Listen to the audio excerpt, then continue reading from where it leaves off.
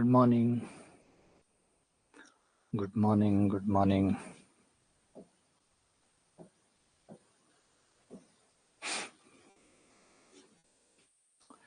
तो हम पढ़ रहे हैं मैट्रिक्स एंड डिटर्मिनेंट, आव्यूह एवं सारणिक। तो कल हमने स्टार्ट किया था, बेसिक से स्टार्ट किया था। पहले ये समझने की कोशिश की थी कि भाई इसका इतना महत्व क्यों है, मैट्रिक्स का महत्व क्यों है ना। और हमने ये समझने की कोशिश की कि हम चारों तरफ से मैट्रिक्स से घिरे हुए हैं। मैट्रिक्स जो है एक्चुअली हर चीज को बनाती है, इंफॉर्मेशन को बनाती है, इंफॉर्मेशन को स्टोर करती है। मैट्रिक्स की जो कमाल बात है वो है कि वो इंफॉर्मेशन को स्टोर करती है, व्यवस्थित करती है ना, व्यवस्थित करती है। आप भी किताबें कहीं रखते हैं अपने कमरे में, तो आप व्यवस्थित क्रम में रखते हैं, है ना। और आप जानते हैं कि व्यवस्था का कितना महत्व होता है। व्यवस्था का ये महत्व होता है कि आपको पता होता है कौन सी चीज कहाँ रखी हुई है।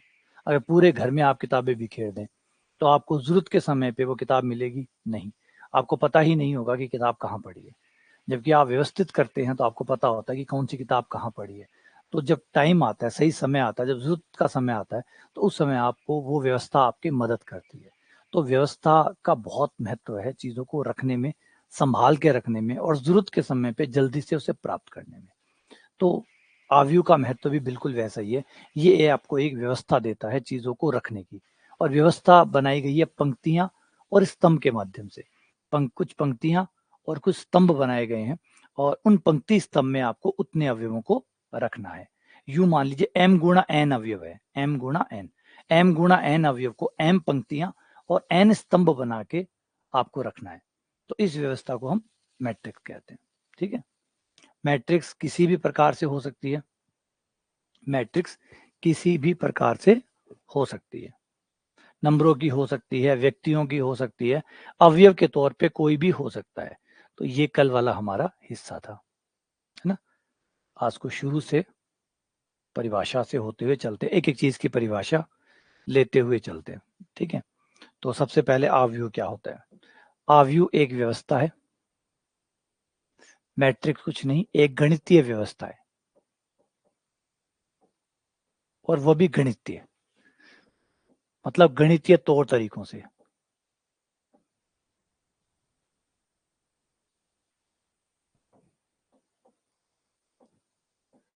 m गुणा n अवयव है,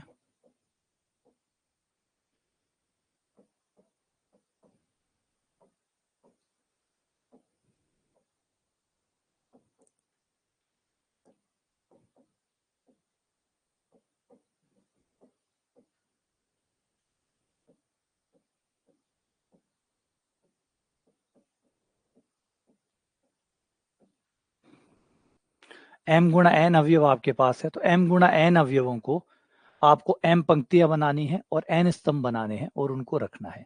इसी को हम आव्यूह कहते हैं। ये आपने पंक्तियां बनाई, पंक्तियों की संख्या m है,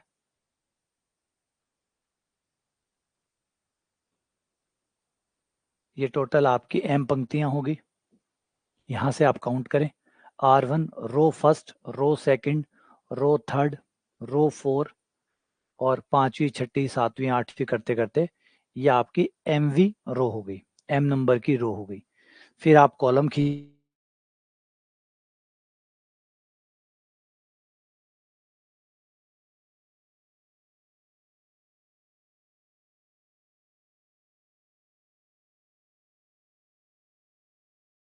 एंड सो ऑन nवा कॉलम।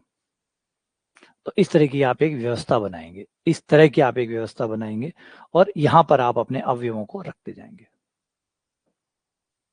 और अवयव क्या है, आपकी संख्याएं हो सकती है, व्यक्ति हो सकते हैं, कोई भी वस्तु हो सकती है, जिनको अब आपको इन बनी हुई व्यवस्था में आपको रखना है। ये व्यवस्था, ये अरेंजमेंट मैट्रिक्स कहलाता है। अब इसकी खास बात यह है कि यहाँ पे हर चीज आप कहीं भी रखें, उसका एक पर्टिकुलर स्थान होगा। बहुत सुंदर बात यह है कि यहाँ पे हर चीज का एक स्थान होगा, एक यूनिक स्थान होगा। हर किसी का, चाहे कोई भी कहीं भी खड़ा हो, आप उसको एग्जैक्टली बता सकते हैं कि वो कहाँ खड़ा है। उसके 2 नंबर आपको बताने होंगे, कौन सी रो, कौन सा कॉलम, कौन सी रो, कौन सा कॉलम। जैसे थर्ड रो, फोर्थ कॉलम, ये रहा। तो यहाँ पे जो भी चीज रखी हुई है एग्जैक्टली अगर मान लो ऊपर वाला कमरा है जिसमें आप स्टडी करते हैं और उसमें आपने मैट्रिक्स बना के अपनी किताबें रखी हुई है और आपको कोई किताब चाहिए और आपने बहन से कहा कि जाओ थर्ड रो और फोर्थ कॉलम के अंदर जो किताब है वो ले आओ, तो कितना आसान हो जाएगा। चाहे आपकी बहन किसी भी सब्जेक्ट से हो, उसको कोई दिक्कत नहीं, उसे जाना है, थर्ड रो देखनी है, फोर्थ कॉलम देखना है और किताब उठा के ले आनी है। तो कितना बढ़िया व्यवस्था है, ऐसी व्यवस्था है जिसमें हर अवयव एग्जैक्टली कहाँ रखा हुआ है वो आपको पता होता है, कोई अवयव कहाँ रखा हुआ। इसलिए मैट्रिक्स जो परफेक्ट अरेंजमेंट है, एक शानदार अरेंजमेंट है चीजों को रखने का। मैट्रिक्स में अगर आप चीजें, और आप भी देखिए हम जब चीजें रखते हैं, गाड़ियां पार्क करते हैं या प्रार्थनाओं में जब हम खड़े होते हैं, तो मोटा मोटी हम एक प्रकार की मैट्रिक्स ही क्रिएट करते हैं, एक प्रकार की मैट्रिक्स ही क्रिएट करते हैं, क्योंकि मैट्रिक्स सबसे बढ़िया तरीका है चीजों को रखने का, क्योंकि एग्जैक्टली आप बता सकते हैं कि कौन सी चीज कहाँ रखी हुई है। ठीक है, तो मैट्रिक्स को रिप्रेजेंट करने के लिए, बताने के लिए, पहले मैट्रिक्स का ऑर्डर, एक मैट्रिक्स में कितनी पंक्तियां हैं और कितने स्तंभ है वो उसका ऑर्डर कहलाता है। Number of rose, number of column, पंक्तियों की संख्या कितनी है,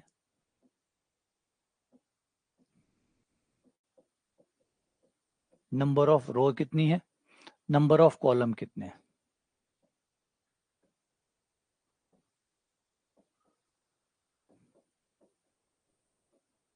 ये मैट्रिक्स की कोटि कहलाती है, ये ऑर्डर ऑफ द मैट्रिक्स कहलाता है।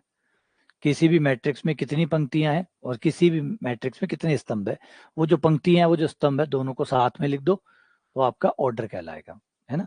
मैट्रिक्स को निरूपण करने के लिए हम नॉर्मली कैपिटल लेटर्स का इस्तेमाल करेंगे। जो मैट्रिक्स का नाम होगा,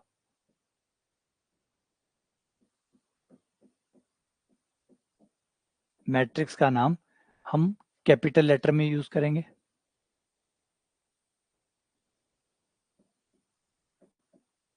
और वो भी सिंगल।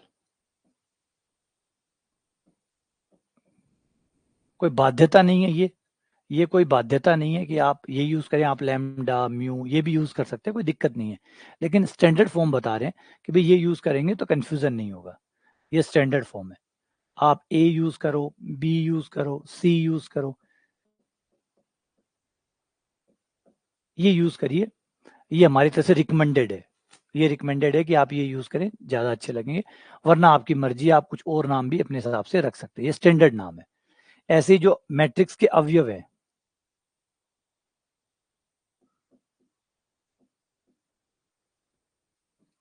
उनके नाम स्मॉल लेटर में लिखिए,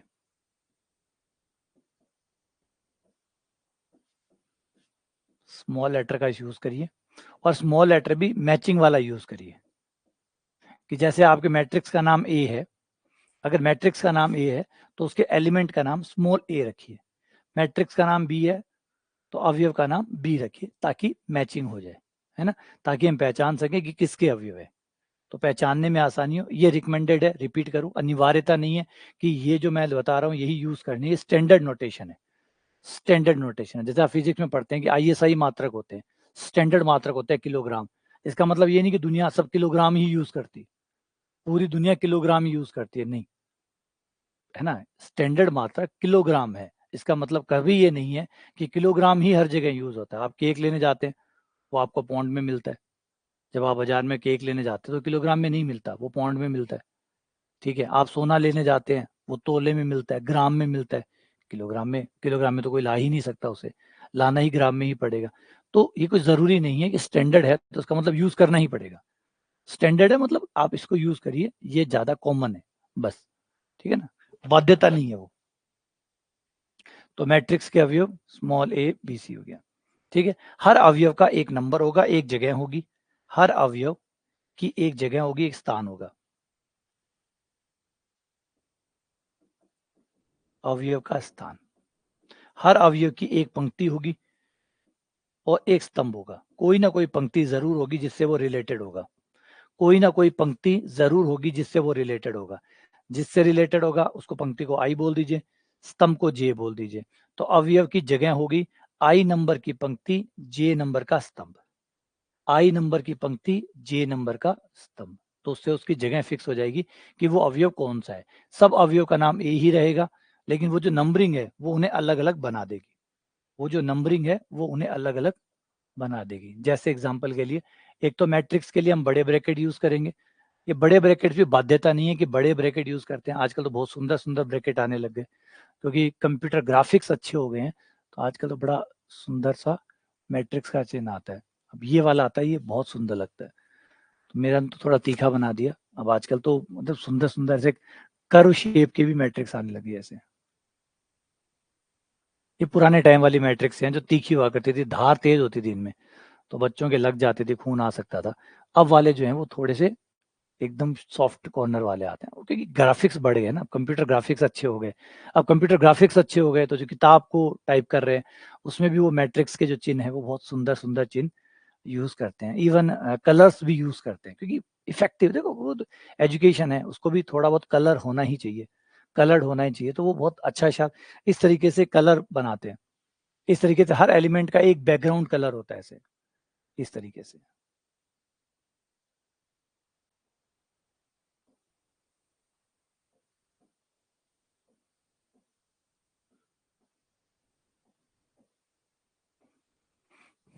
इस तरीके से हर अवयव एक कलर है ताकि पता चल जाए कि ये जगह है, यहाँ लिखना है। जैसे अब ये पहला अवयव है, ये फर्स्ट रो फर्स्ट कॉलम का है, रो 1 है, ये R1 है, R2 है, ये R3 है,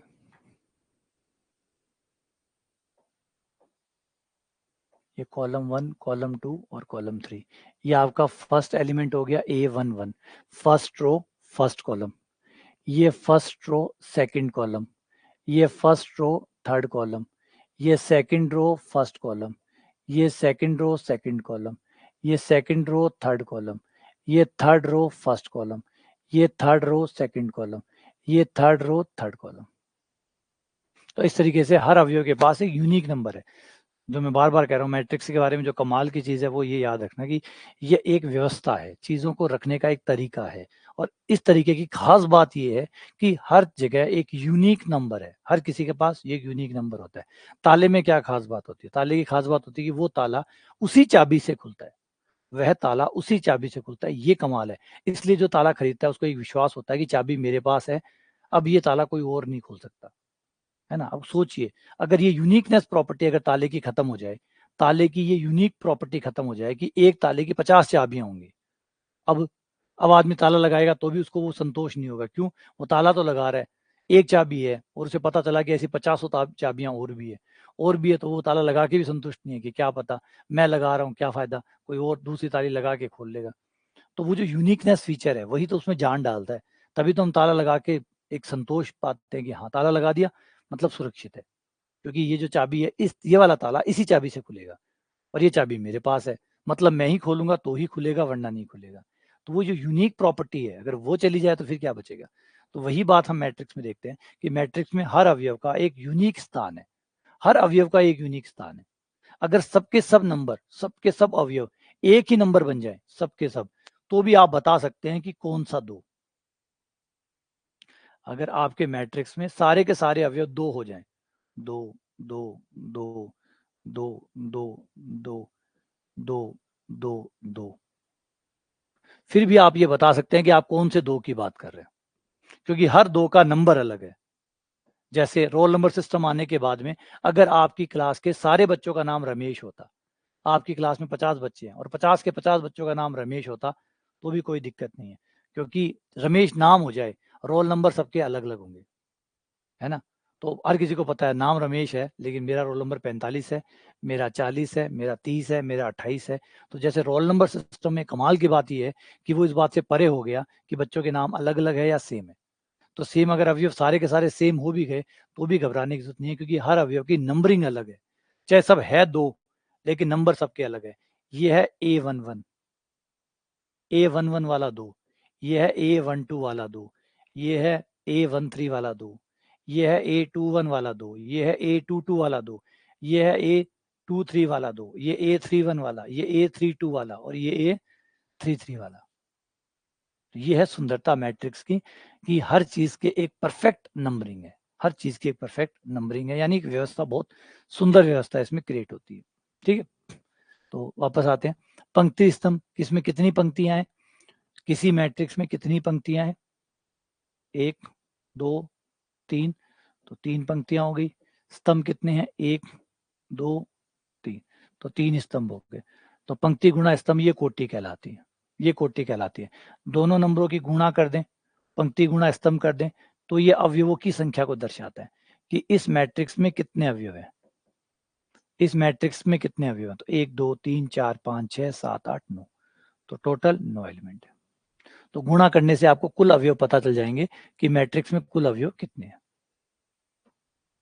अगला, अवयव की समानता। दो मैट्रिक्स समान मैट्रिक्स कब कहलाती है, जब दोनों मैट्रिक्स की पंक्तियां बराबर हो, स्तंभ बराबर हो, संगत अवयव बराबर हो, सब कुछ बराबर हो, तभी दो मैट्रिक्स बराबर मैट्रिक्स कहलाती है। अगर आप कहते हो कि ए मैट्रिक्स और बी मैट्रिक्स बराबर है, तो इसलिए आपको कई टेस्ट से गुजरना पड़ेगा।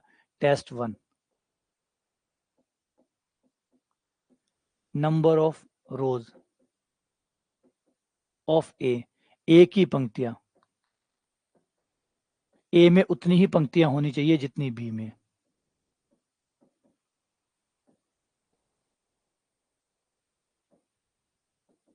ए में 3 पंक्तियां हैं तो बी में भी 3 पंक्तियां होनी चाहिए। इतना ही काफी नहीं है, और आगे नंबर ऑफ कॉलम, जितने कॉलम ए के पास हैं उतने ही कॉलम बी के पास होने चाहिए। और इस बात को सरलता से बोलूं तो ये कह सकता हूं, ऑर्डर ऑफ ए बराबर होना चाहिए, ऑर्डर ऑफ ए बराबर होना चाहिए ऑर्डर ऑफ बी। जो ए का ऑर्डर है वही बी का ऑर्डर होना चाहिए। सिर्फ ऑर्डर बराबर होने से भी बराबर नहीं होगी, एक शर्त और, टेस्ट 3, संगत अवयव बराबर होने चाहिए। जो ए आई जे, जो ए मैट्रिक्स का अवयव है जिस नंबर पे, बी मैट्रिक्स में भी वही अवयव वहां पे होना चाहिए, वहां पे वही अवयव होना चाहिए। अगर ऐसा हुआ तो हम कहेंगे कि दोनों मैट्रिक्स सेम है।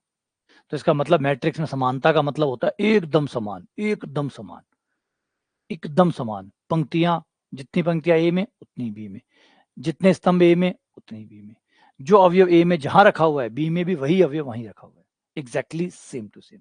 तब आप कहते हैं कि दो मैट्रिक्स इक्वल है। ठीक है, एग्जाम्पल के लिए 2 3 4 5, ये कोई ए मैट्रिक्स है,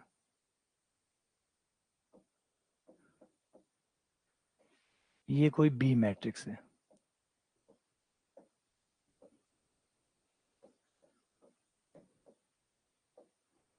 अब इस केस में एक जगह गड़बड़ हो गई, यहाँ पे इसमें 2 पंक्तियां हैं, इसमें भी 2 पंक्तियां हैं, इसमें भी 2 पंक्तियां हैं, इसमें भी 2 पंक्तियां हैं, ठीक है।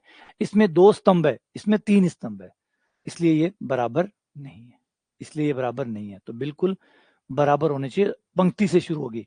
नंबर ऑफ रो जो है, नंबर ऑफ पंक्तियां जो है, वो पहले दोनों में बराबर हो, फिर स्तंभ बराबर हो, फिर उसके बाद में आपके अवयव बराबर हो, फिर अवयव चेक करेंगे, उसके बाद अवयव चेक करेंगे, है ना। तो ये अगर आप बराबर बोल रहे हो मैट्रिक्स में, तो इसका मतलब दोनों एकदम डिट्टो सेम होनी चाहिए, एकदम सेम। मतलब यूं लगे ही नहीं कि सिर्फ नाम नाम बी होना चाहिए, सिर्फ नाम नाम बी होना चाहिए, बस बाकी सब कुछ सेम। नाम चाहे बी हो, सी हो, डी हो, जेड हो, कुछ भी हो, नाम बदल सकते हो आप खाली, लेकिन बाकी कुछ ना बदले, बाकी एग्जैक्टली बस उसकी कॉपी ऐसी कैसी आपको उतारनी है। तो यहाँ 2 पंक्तियां, यहाँ 2 पंक्तियां, यहाँ 2 कॉलम, यहाँ 2 कॉलम, यहाँ पहला अवयव 1 है, यहाँ पे भी पहला 1 है, यहाँ 1 है, यहाँ 1 है, यहाँ दूसरा 2 है, यहाँ 2 है, यहाँ 3 है, यहाँ 3 है, यहाँ 4 है, यहाँ 4 है, सब मिलाओ और फिर अगर है तो कहो ए बराबर है बी के। वरना एक भी चीज मिसमैच हो जाए तो कहो कि ए बराबर नहीं है बी के। ठीक है। अच्छा, मैट्रिक्सों में बड़ी छोटी मैट्रिक्स का कोई आइडिया नहीं होता। ऐसे नहीं होता कि ए मैट्रिक्स बी मैट्रिक्स से बड़ी है या बी मैट्रिक्स ए मैट्रिक्स से बड़ी है, मैट्रिक्स से छोटी बड़ी नहीं होती। हाँ, साइज की बात करें तो साइज में आप कह सकते हैं भाई इसमें ज्यादा पंक्तियां हैं, इसमें कम पंक्तियां हैं, इसमें ज्यादा स्तंभ है, इसमें कम स्तंभ है, लेकिन ऐसे कंपैरिजन नहीं कर सकते आप कि ए मैट्रिक्स बड़ी मैट्रिक्स है, बी छोटी मैट्रिक्स है। ऐसी कोई धारणा मैट्रिक्सों में नहीं होती जैसे नंबरों में होती है, रियल नंबरों में, कि 5 2 से बड़ा है। मैट्रिक्सों में ऐसे नहीं होती कि ये मैट्रिक्स बड़ी है, ये मैट्रिक्स छोटी है। मैट्रिक्सों में ये होता है कि या तो 2 मैट्रिक्स बराबर है या 2 मैट्रिक्स बराबर नहीं है। छोटे बड़े का कंसेप्ट यहाँ पर नहीं है, यहाँ छोटे बड़े का कंसेप्ट नहीं है ना, और हो भी नहीं सकता। छोटे बड़े का कंसेप्ट संभव भी नहीं है। अगला,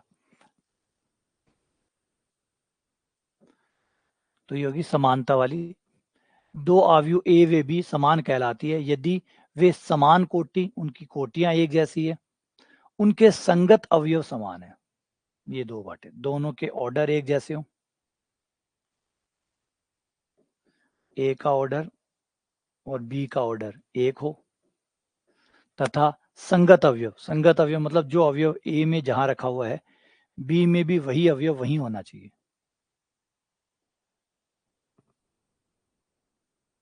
तो फिर हम दोनों मैट्रिक्स को इक्वल मैट्रिक्स या समान मैट्रिक्स कहते हैं, और नहीं तो असमान कहते हैं, नहीं तो असमान कहते हैं। अब अगला है हमारा मैट्रिक्स के प्रकार।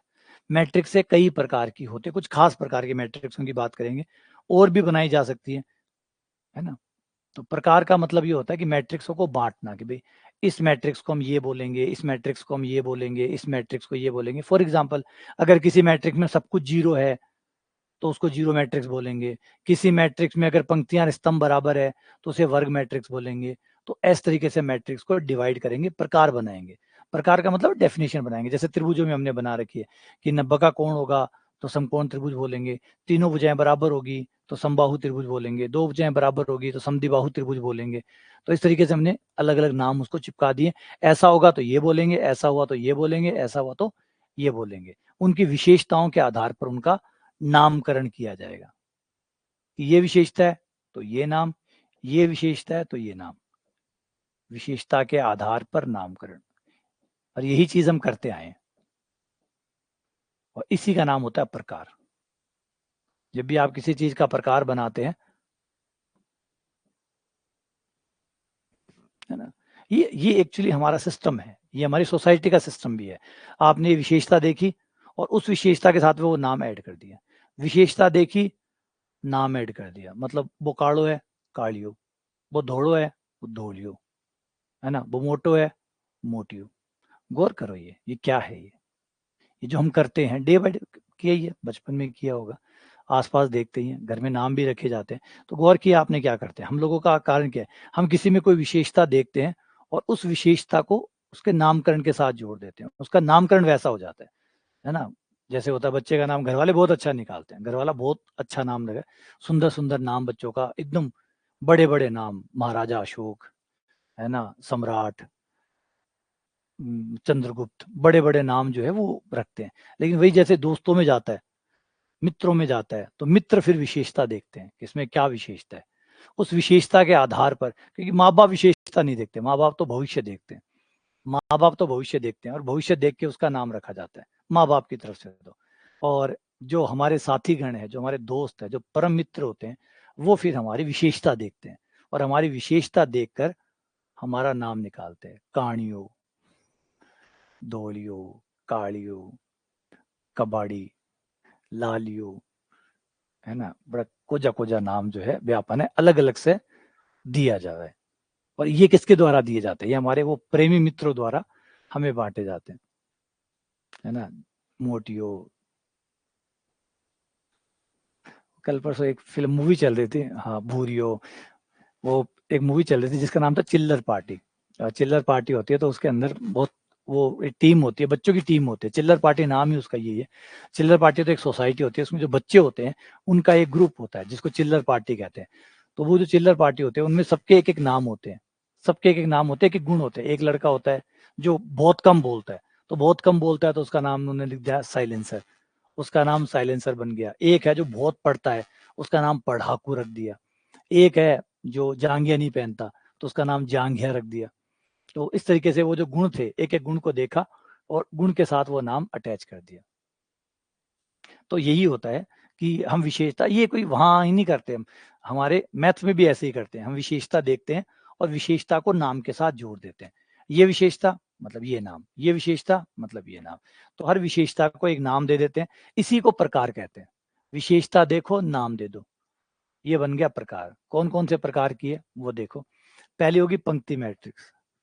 पंक्ति मैट्रिक्स ऐसी मैट्रिक्स जिसमें एक ही पंक्ति हो, ऐसी मैट्रिक्स जिसमें केवल एक पंक्ति हो, मतलब पंक्ति पंक्ति है और कुछ है ही नहीं उसमें, केवल एक पंक्ति,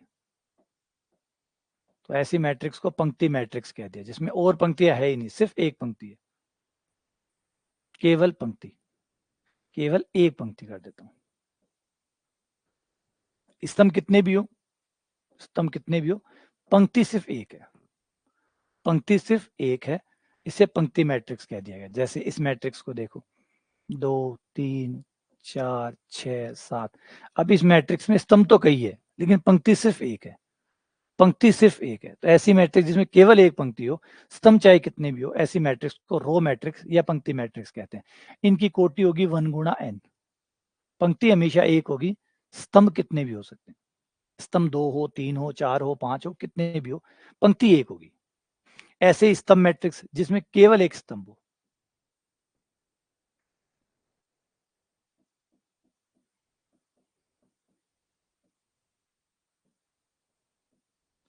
केवल एक स्तंभ, स्तंभ एक होगा, केवल एक स्तंभ होगा।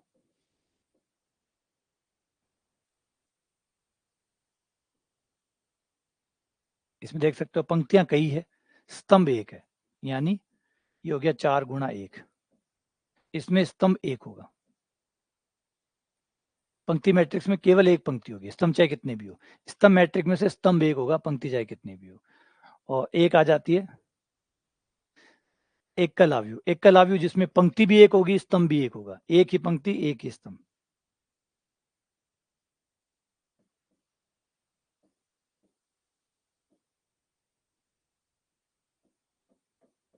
दोनों ही एक एक, एकल अवयव। अब जिसमें एक पंक्ति एक स्तंभ होगा, उसमें सिर्फ अवयव भी एक ही होगा, बस ये लो ऐसे,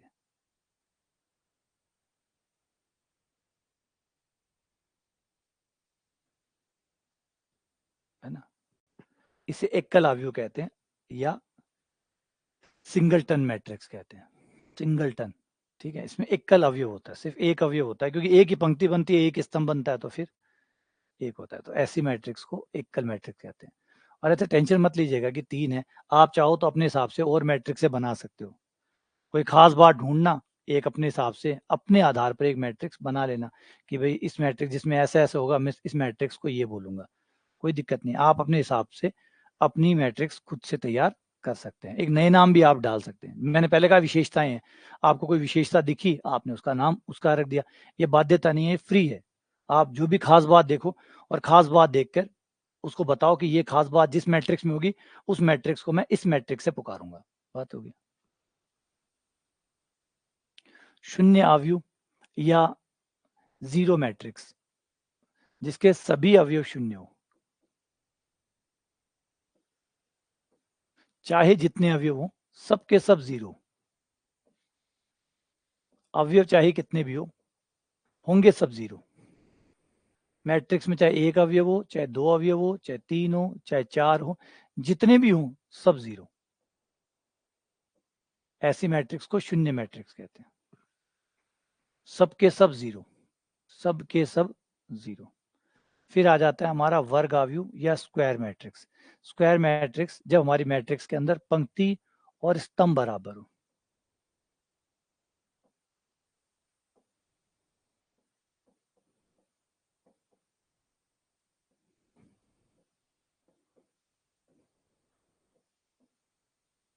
जब आपकी पंक्ति की संख्या और स्तंभ की संख्या दोनों बराबर हो, तो वर्ग मैट्रिक्स कहते हैं। अच्छा, एक चीज याद रखना, ऐसे मत सोचना कि ये सब अलग अलग है, अलग अलग नहीं है, अलग अलग नहीं है। सोचो एक बंदा है, वो काला भी है और मोटा भी है, तो जो दोस्त उसका नाम रखेंगे वो दोनों ही रखेंगे, दोनों ही नाम हो जाएंगे उसके, क्योंकि दोनों गुण है उसमें, है ना। तो काली और मोटी वो एक ही हो से, कोई भी ना काली बोल से, कोई भी ना मोटी बोल से, क्योंकि कोई ना, है ना, मोटा से अच्छे लाग रहे तो वो मोटी बोल दे, कोई ना काड़ो है तो वो कालियो बोल दे, तो काली और मोटी दोनों एक ही वजह से।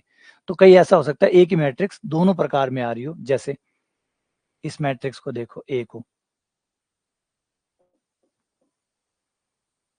अब ये मैट्रिक्स शून्य मैट्रिक्स भी है, ये मैट्रिक्स शून्य मैट्रिक्स है, क्योंकि इसके सारे अवयव शून्य है, तो ये शून्य मैट्रिक्स भी है, ये वर्ग मैट्रिक्स भी है, तो ये शून्य मैट्रिक्स भी है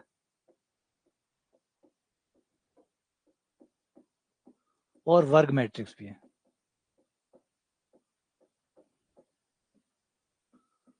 और हो सकता है अभी आगे हम परिभाषा और पढ़ेंगे तो उसमें से भी कोई मैट्रिक्स ये हो सकती है।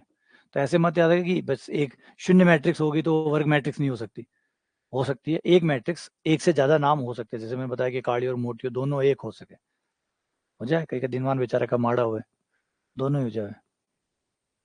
तो वर्ग मैट्रिक्स। आगे आते विकर्ण matrix, diagonal matrix. Diagonal matrix वो होती है जिसके सिर्फ विकर्ण विकर्ण में अवयव होते हैं और विकर्ण के अलावा सब जीरो होते हैं, सिर्फ विकर्ण विकर्ण में अवयव होते हैं, केवल विकर्ण में अवयव होते हैं, विकर्ण के अलावा शेष शून्य।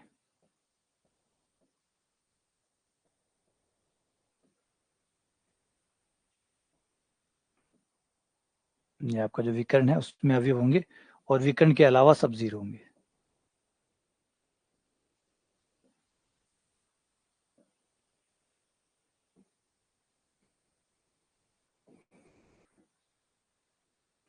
सिर्फ विकर्ण विकर्ण में अवयव है, विकर्ण के अलावा देखो सब जीरो है। तो ये हो गया हमारा विकर्ण मैट्रिक्स। फिर होता है इकाई मैट्रिक्स। इकाई मैट्रिक्स जिसके, ये भी विकर्ण मैट्रिक्स है, लेकिन विकर्ण मैट्रिक्स में जो विकर्ण होते हैं वो सब 1 1 1 होने चाहिए, 1 1 1, बाकी सब जीरो।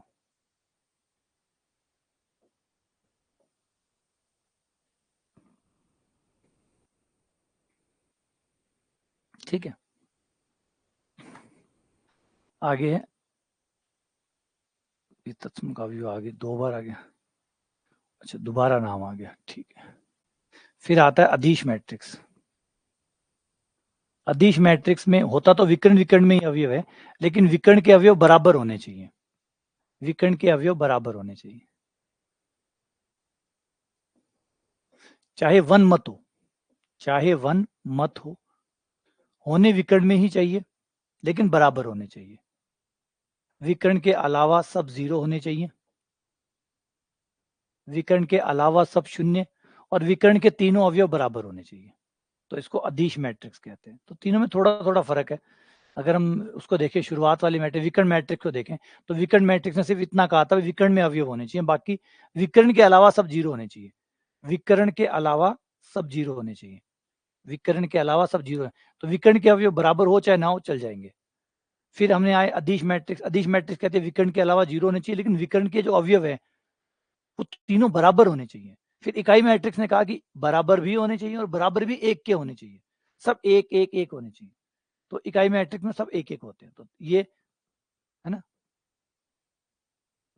तो इकाई मैट्रिक्स अदिश मैट्रिक्स है, लेकिन ऐसी अदिश मैट्रिक्स जिसमें विकर्ण के अवयव वन हो, विकर्ण के अवयव वन हो। उसके बाद आता त्रिभुजाकार मैट्रिक्स। त्रिभुजाकार मैट्रिक्स में होता है कि विकर्ण के ऊपर या नीचे एक तरफ सारे अवयव जीरो हो, विकर्ण के ऊपर या नीचे एक तरफ सारे अवयव जीरो हो, जैसे ये रहा, और विकर्ण के ऊपर सारे जीरो हैं।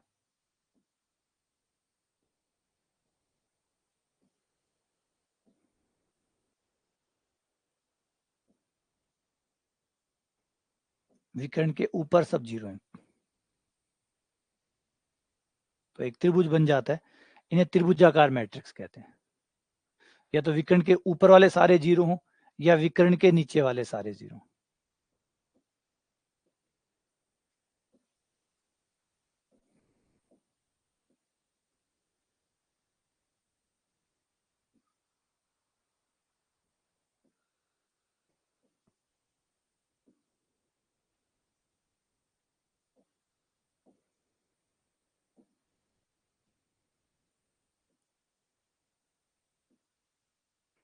तो विकर्ण से ऊपर वाले सारे जीरो हैं या विकर्ण से नीचे वाले, इन्हें ऊपरी त्रिभुजाकार और निम्न त्रिभुजाकार मैट्रिक्स कहा जाता है। अगर ऊपर वाले सारे जीरो हैं तो ऊपरी त्रिभुजाकार, और नीचे वाले सारे जीरो है तो निम्न त्रिभुजाकार। ठीक है ना, जो भी जीरो है, जहां जीरो है, विकर्ण से ऊपर वाले जीरो है तो ऊपरी त्रिभुजाकार, नीचे वाले जीरो है तो निम्न त्रिभुजाकार। उल्टो गए हो। हाँ भाई, वो दिनेश कह रहे हैं कि ऊपर वाले जीरो होते हैं तो ऊपरी त्रिभुजाकार, नीचे वाले जीरो होते हैं तो निम्न त्रिभुजाकार। बिल्कुल हो सके, बिल्कुल संभव है। तो इसको निम्न त्रिभुजाकार कहते हैं, है ना। ठीक है, ये है निम्न त्रिभुजाकार।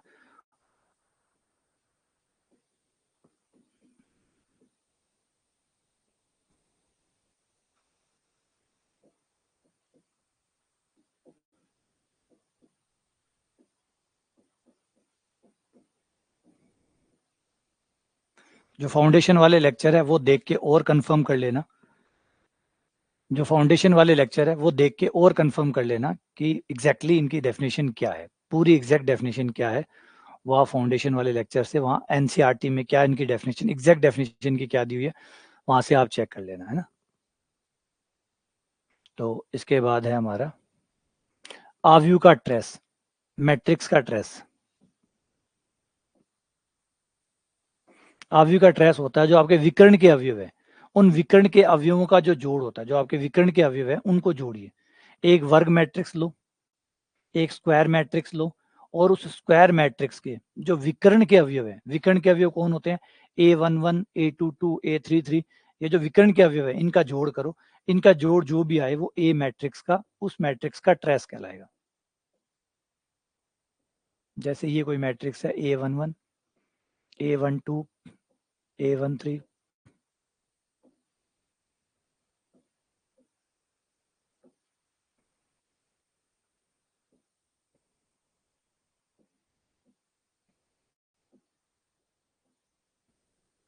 तो ये विकर्ण है, इसको मुख्य विकर्ण कहते हैं।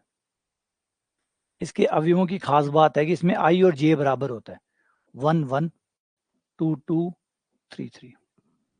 तो ये मुख्य विकर्ण कहलाता है, प्रिंसिपल डायगोनल कहलाता है। ये जो मुख्य विकर्ण है इसके जो अवयव है इनको जोड़ लो, इनको जोड़ लो, इनका जो जोड़ आएगा वो ट्रेस ऑफ ए कहलाएगा। A11 plus A22 plus A33, इनका जोड़ ट्रेस कहलाएगा, ट्रेस ऑफ ए।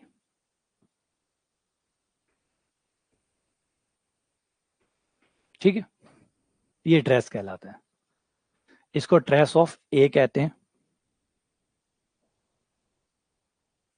एक ही ट्रेस कहते हैं।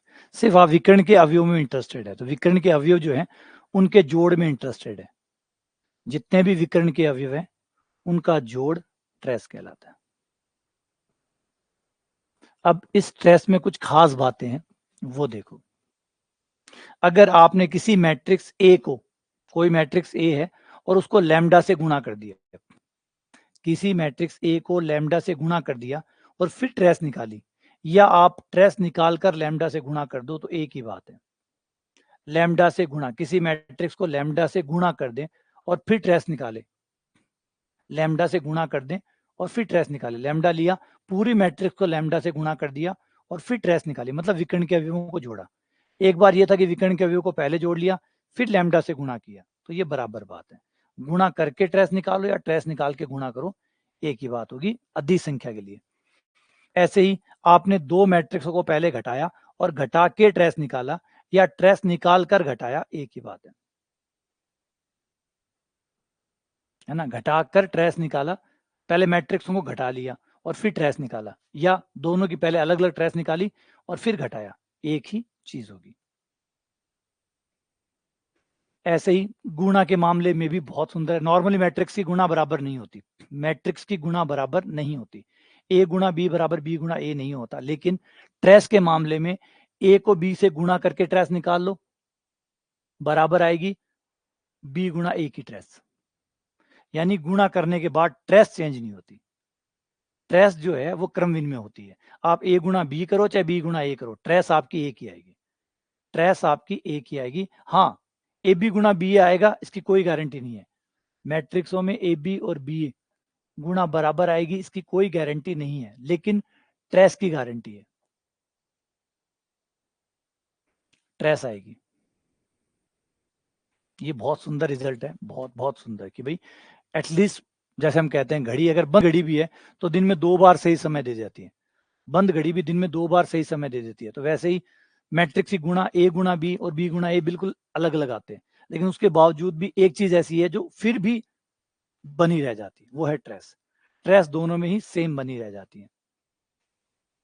इसके बाद में है कि अगर आपने किसी मैट्रिक्स का ट्रांसपोज किया, ए का ट्रेस निकाला और उसके ट्रांसपोज का ट्रेस निकाला, बराबर होगा, यानी ट्रांसपोज करने से ट्रेस चेंज नहीं होती, ट्रांसपोज करने से ट्रेस चेंज नहीं होती।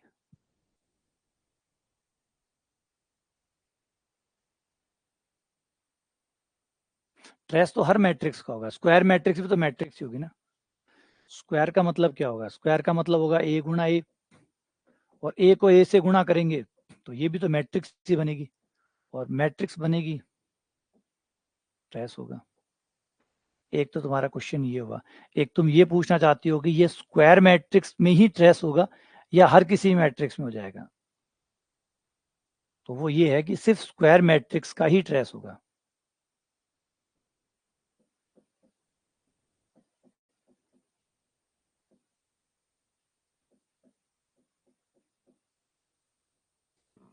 ठीक है, क्योंकि परिभाषा ये कहती है, मैंने हमेशा कहता हूँ सही गलत हमारे मानने या नहीं मानने से नहीं बनते हैं, वो बनते हैं परिभाषा से। आप परिभाषा पे आओ और यहाँ आके देखो जो परिभाषा कह रही है बस वो सच है, परिभाषा से बाहर सब कुछ गलत है। ये देखो, एक वर्ग आव्यूह एक ही, इसका मतलब अगर वर्ग आव्यूह नहीं है तो ये परिभाषा काम ही नहीं करेगी, और ये परिभाषा काम नहीं करेगी तो कोई ट्रेस होगा ही नहीं, है ना। तो सही गलत सिर्फ परिभाषा तय करती है, सही गलत सिर्फ परिभाषा तय करती है। आप परिभाषा में जाएंगे, क्योंकि कई बार होता है हम, है ना, हम अपने हिसाब से गलत मान लेते हैं, हम लोग अपना, हमें लगता है कि लगता है, अब लगता है उसका वास्तविकता के साथ संबंध है या नहीं है, ये कंफ्यूजन है। इसलिए सही तरीका ये होता है कि आप जाएं, परिभाषा पे जाएं और वहां जाके क्रॉस चेक करें कि क्या वो जो मैं मान रहा हूँ या जो मुझे लगता है वो सही है या गलत है। हो सकता है परिभाषा ने ऐसा ना कहा हो, परिभाषा ने ऐसा ना कहा हो, परिभाषा ने नहीं कहा, लास्ट सही तो परिभाषा ही है, अंतिम सत्य तो परिभाषा ही है। तो परिभाषा ने जो कहा है, अगर परिभाषा ने अगर यहाँ वर्ग नहीं लिखा हुआ होता और हमें लग रहा होता कि जो वर्ग होता है बस उसी की ट्रेस होती है, तो हम गलत होते। अब परिभाषा, हमने अभी वर्ग लिखा हुआ है, तो परिभाषा कह रही है वर्ग है तो वर्ग के लिए सही है, चाहे ओरों की ट्रेस निकल सकती है, ऐसा कोई दिक्कत नहीं है। आप आयताकार मैट्रिक्स ले लीजिए, ट्रेस निकल सकती है, निकली जाएगी, विकर्ण तो सब में ही होता है, निकल जाएगी, लेकिन वो मानी नहीं जाएगी क्योंकि परिभाषा ने गलत कह दिया, परिभाषा ने गलत कह दिया। दुनिया में कई देश ऐसे हैं जहां पर बाहर कपड़े सुखाना अपराध है, बाहर खुले में कपड़े सुखाना अपराध है। ये आपको क्या, आपको ये मुझे तो लगता ही नहीं, ये हम तो यहाँ सुखाते हैं, यहाँ आप सुखाते हैं ना, आप सुखाते हैं, आप इस देश में सुखाते हैं, उस देश में उनके नियम है, उनके देश में उनके नियम है, उन्होंने अलाउड नहीं कर रखा, वो गैर कानूनी है वहां पे। तो वही इंपॉर्टेंट है कि सही क्या है गलत क्या है, वो आपके लगने या मानने से नहीं बैठेगा। आपको बेहतर होगा कि आप परिभाषा पे जाएं और अपनी परिभाषा को ही सही माने कि ये जो कह रही है बस वही सच है, मुझे जो लगता है वो मैं चेंज करूं और जो दिया है उससे मानूं, है ना। तो ये बहुत अच्छी चीज है, ये आदतें डाली है परिभाषाओं को अच्छे से पढ़ने की, और सही गलत में जब भी कंफ्यूजन हो परिभाषा पे जाओ। अगला, कोई n गुणा n की इकाई मैट्रिक्स है, कोई n गुणा n की इकाई मैट्रिक्स है, तो उसका ट्रेस n होगा, बिल्कुल n होगा, क्योंकि उसके सारे अवयव, विकर्ण के जो अवयव है सब 1 1 1 होंगे।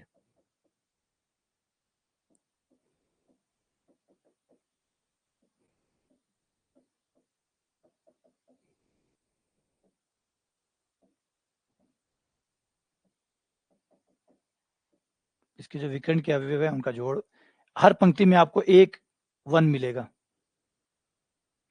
तो टोटल हो जाएंगे,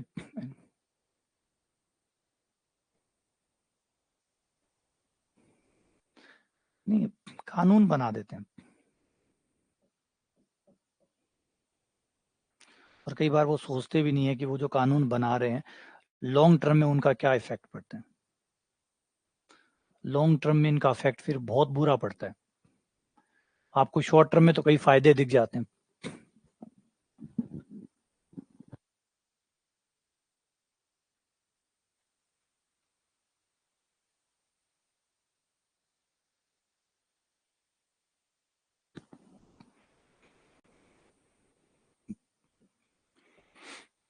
जैसे अभी आप जनसंख्या कानून देखेंगे तो पुराने कई नियम ऐसे होते हैं जिनके हमारे कोई भी निर्णय होते हैं, खासकर बहुत इफेक्टिव जो निर्णय रहते हैं, जो बड़े निर्णय होते हैं, उनका नतीजा निकलता है 20-30 सालों बाद। कुछ भी आप कर रहे हैं, आज आप कर रहे हैं, आज आपको ज़्यादा नतीजे नहीं दिखते उनके। हाथों-हाथ जो शॉर्ट टर्म फायदे हैं, शॉर्ट टर्म फायदे हैं, नुकसान है, वो तो आपको दिख जाते हैं। लेकिन बड़े फायदे, नुकसान आपको 20 या 30 साल बाद में दिखते हैं। 20-30 साल बाद में। जैसे जनसंख्या का एग्ज़ाम्पल ले लीजिए। जैसे 1950 या 1940 के आसपास जाएँ, महिलाएँ बाहर कम काम करने जाती थी। महिलाएँ कम काम करने जाती थी, महिलाएँ घर पे रहती थी, आदमी बाहर कमाने जाते थे। तो उस वजह से उसकी वजह से नॉर्मली घर में 2 बच्चे, 3 बच्चे, 4 बच्चे, 5 बच्चे और यूरोपियन कंट्रीज़ में बहुत अच्छी तादाद में बच्चे करते थे, 5-5, 6-6 बच्चे वो करा करते थे। फिर 1950 आया, कैपिटलिज्म आया, पूंजीवाद आया, खूब पैसा खर्च करो, खूब मज़े करो, ज़िंदगी जीने का मतलब यही है कि खूब कमाओ और खूब खर्च करो। इस तरह की एक आइडियोलॉजी देश ने सेट की, यूरोपियन देशों ने खासकर। उन लोगों ने तो यही सेट किया कि खूब कमाओ, खूब खर्च करो और दोनों मिलके कमाओ। जो पति-पत्नी है वो दोनों मिलके कमाओ, खूब खर्च करो। कर लिया, हो गया।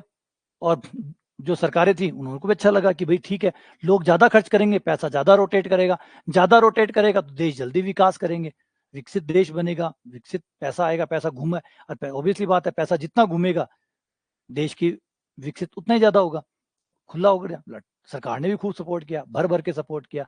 अच्छा हुआ क्या? औरतें भी काम पे जाने लग गई। औरतें काम पे जाने लगी, नौकरी खोने का उनको भी डर लगने लग गया। आदमी तो पहले से ही नौकरी में थे, औरतें भी थी। इफ़ेक्ट क्या पड़ा कि शादियाँ कम होने लग गई।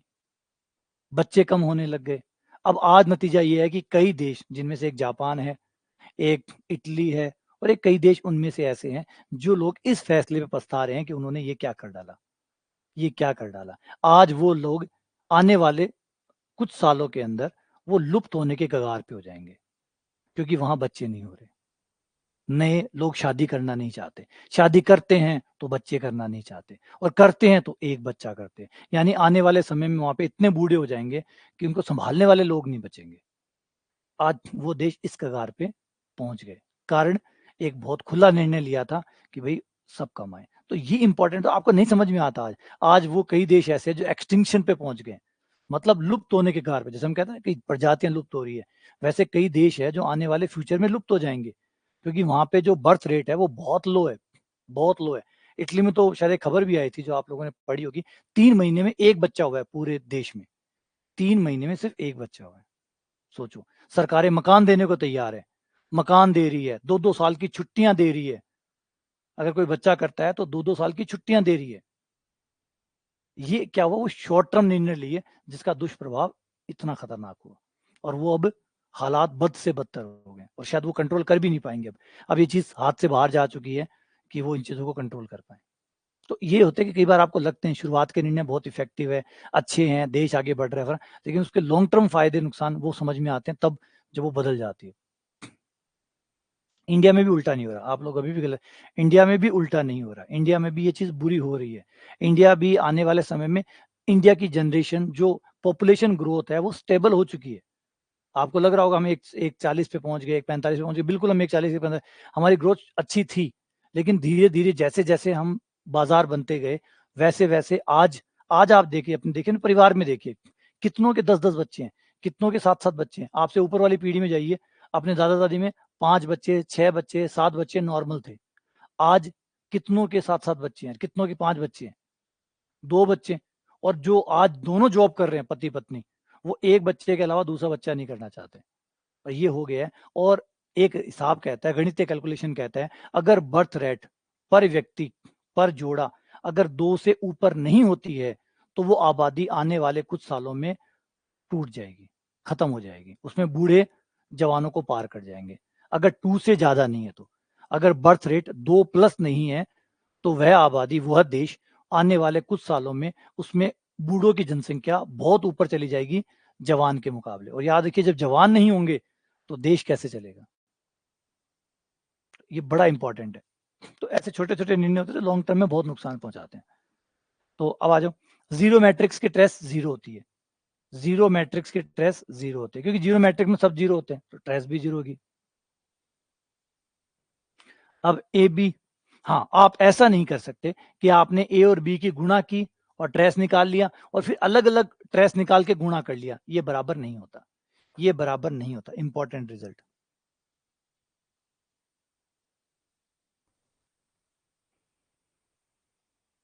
अच्छा उसके फिर क्या होता है, फिर आप और उल्टे निर्णय लेते हो, जैसे शायद बेल्जियम है, ये दो एक दो कंट्री है, उन कंट्रियों ने ऐसा ही किया। उन कंट्री में क्या हुआ कि पहले तो उन लोगों ने पाबंदियां लगा दी कि भाई, जैसे चाइना ने पाबंदी लगाई थी कि one nation one child policy उन्होंने लगाई थी, तो वैसे ही कई देश ऐसे थे जिन्होंने पहले ये पॉलिसीज लगा दी कि भैया एक ही बच्चा करेंगे, दो बच्चे से ज्यादा नहीं होने चाहिए, ऐसी पाबंदियां लगा दी। पाबंदियां लगा दी, फिर वो लोग उसके साथ सेट हो गए। आपने एक बच्चा मैक्सिमम रखा है तो इसका मतलब है कि एक से ऊपर तो कोई करेगा ही नहीं, और एक से कम कर सकता है, कईयों ने करने ही बंद कर दी। अब उससे क्या हुआ कि जनसंख्या कोलैप्स होने लगी। जब जनसंख्या कोलैप्स होने लगी, सरकारें डरी, यार जनसंख्या कोलैप्स हो जाएगी, देश बर्बाद हो जाएगा। तब उन्होंने उल्टा निर्णय निकाला। उल्टा निर्णय ये कि अब कोई भी जोड़ा अबॉर्शन नहीं करवा सकता, कुछ भी हो जाए अबॉर्शन नहीं होगा। फिर उल्टा शुरू हुआ तो फिर वो उल्टा काम शुरू हो गया। फिर ऐसे बच्चे भी जन्मे आने लगे जो सही नहीं थे, और वो फिर उनके कोई माँ बाप नहीं होते, बच्चों करते, बच्चों को छोड़ आते, किसी के भी पलता हा नहीं, गलती से हो गया, दूसरा बच्चा हो गया, बच्चा होने के बाद वो कहीं छोड़ के आ गए उसको। वो छोड़ के आ गए तो वो बच्चे पलेंगे तो सही, बड़े तो होंगे, लेकिन वो बिना माँ बाप के पलेंगे तो वो कितना खतरा पैदा करेंगे। फिर वो दूसरे टाइप के बच्चे तैयार होने लग गए, देश में दूसरे प्रकार की प्रॉब्लम्स क्रिएट होने लग गई। तो आपने पहले एक गलत निर्णय लिया, फिर उस गलत निर्णय को ठीक करने के लिए एक और बड़ा गलत निर्णय लिया, और फिर वो आ जाते हैं सिविल वॉर के अंदर। फिर वो एक बंद वक्कर के अंदर आ गए। अब वो और खत्म होंगे और जल्दी खत्म होंगे। पहले निर्णय ने फिर भी खत्म करते, लुप्त होने में समय लगता, अब दूसरे निर्णय ने लुप्त होने की रफ्तार और बढ़ा दी, क्योंकि आपने मानव समझ को समझा नहीं और आप अपने निर्णय थोप दिए। सोचे कि बस आपको ऐसा लगा कि ऐसे चलेगा और ऐसे ही चल रहा है, और ऐसा नहीं होता। आपको जो लगता है वो वास्तविकता हो, इसका कोई गारंटी नहीं होती। तो ट्रेस ऑफ ए बी आप अलग अलग ट्रेस निकाल के गुणा नहीं कर सकते। आगे है अवयवों का योग और व्यवकलन। दो मैट्रिक्सों को जोड़ना और दो मैट्रिक्सों को घटाना। दो मैट्रिक्स बराबर ऑर्डर की होनी चाहिए, तभी वो घटेंगी या तभी वह जुड़ेंगी। जुड़ने और घटने के लिए दोनों मैट्रिक्स का बराबर साइज का होना जरूरी है। दोनों का साइज होना जरूरी है। अगर दोनों मैट्रिक्स अलग अलग साइज की है, कोटियां अलग अलग है, तो वो जुड़ और घट नहीं सकती, है ना, वो जुड़ और घट नहीं सकती। ये आवश्यक शर्त है कि दोनों का ऑर्डर एक हो, दोनों का साइज एक हो, अवयव चाहे भिन्न भिन्न हो कोई दिक्कत नहीं, ऑर्डर एक हो। मतलब जो ऑर्डर ए मैट्रिक्स का है वही ऑर्डर बी मैट्रिक्स का होना चाहिए। अगर ए मैट्रिक्स 2 गुणा 3 की है और बी मैट्रिक्स भी 2 गुणा 3 की ही होनी चाहिए, चाहे अवयव कुछ भी हो। अवयवों की छूट है लेकिन क्रम की छूट नहीं है। क्रम बराबर होना चाहिए, क्रम वही होना चाहिए जो पहली मैट्रिक्स का है। ये 2 गुणा 3 है, ये भी 2 गुणा 3 है। तो ये चीज पहले चेक करी जाएगी कि क्या दोनों का क्रम एक है। अगर हाँ है तो फिर ये दोनों मैट्रिक्स जुड़ भी सकती है, घट भी सकती है।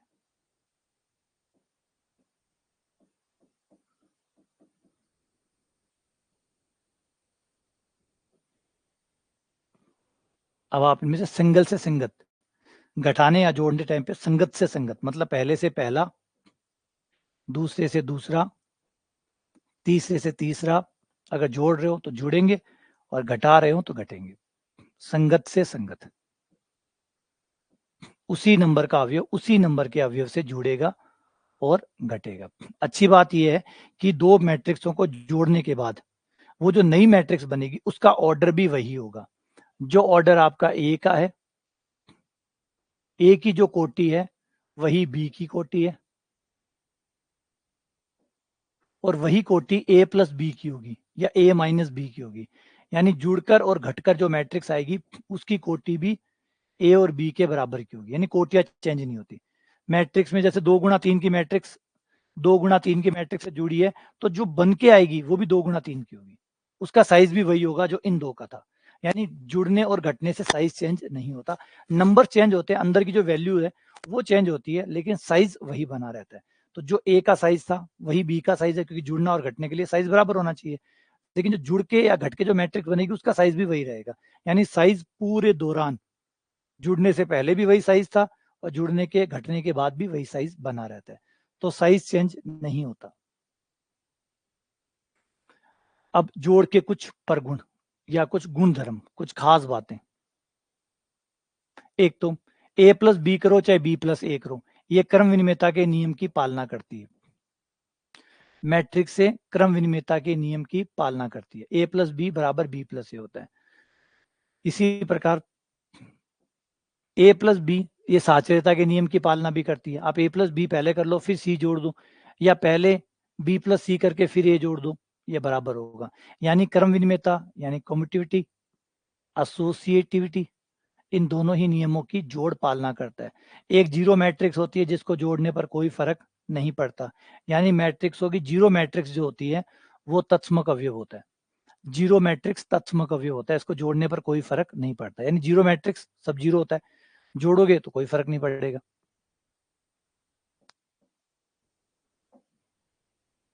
हर मैट्रिक्स की एक योज्य प्रतिलोम मैट्रिक्स होगी।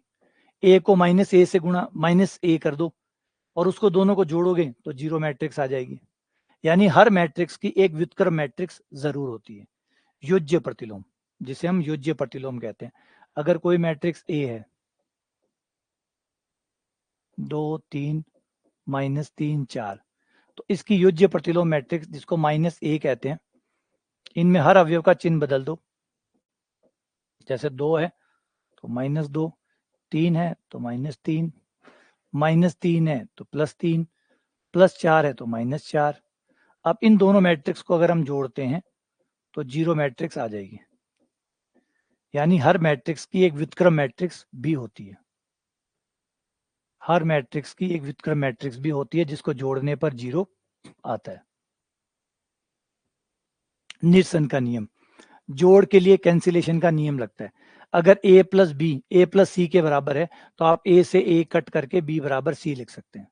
ऐसे ही अगर राइट साइड से भी काट सकते हैं और लेफ्ट साइड से भी काट सकते हैं, यानी कैंसिलेशन का नियम काम करता है। लेकिन जोड़ के लिए, याद रखिए जोड़ के लिए बोल रहा हूँ, गुणा के लिए नहीं। जोड़ के लिए कैंसिलेशन का नियम काम करता है। जोड़ के लिए कैंसिलेशन का नियम काम करता है। अगर बीच में जोड़ का चिन्ह है तो आप दोनों साइड से कट कर सकते हैं, चाहे वो लेफ्ट साइड से चाहे राइट साइड से। आ गया मैट्रिक्स का अदिश गुणन। अदिश गुणन का मतलब है अगर किसी मैट्रिक्स को किसी संख्या से गुणा कराएं तो इसको अदिश गुणन कहते हैं। ये है आपकी एक मैट्रिक्स,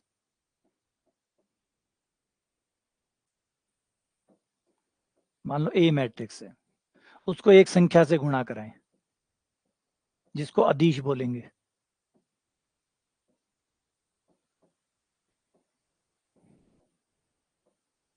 वो लैम्डा है, इन दोनों की गुणा, इसको अदिश गुणन कहते हैं, अदिश गुणन।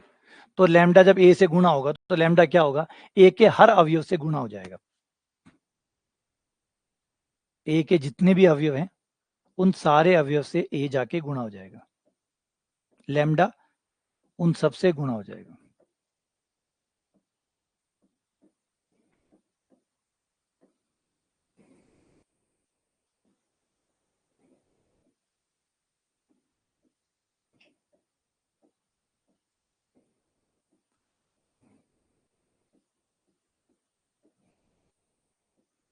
लैम्डा सबसे जाके गुणा हो जाएगा, इसको अदिश गुणन कहते हैं। ठीक है ना, ये सबसे जाके आपका जो लैम्डा है वो बारी बारी से सबसे जाके गुणा हो जाएगा। ठीक है, एग्जाम्पल ले लें एक, जैसे मान लो ए कोई मैट्रिक्स है 3 2 1 4, और आप इसे 3 से गुणा कर देते हैं तो हर अवयव 3 से मल्टीप्लाई हो जाएगा, इसको अदिश गुणन कहते हैं। 9 6 3 12, सबके सब अवयव 3 से गुणा हो गए, इसको अदिश गुणन कहते हैं।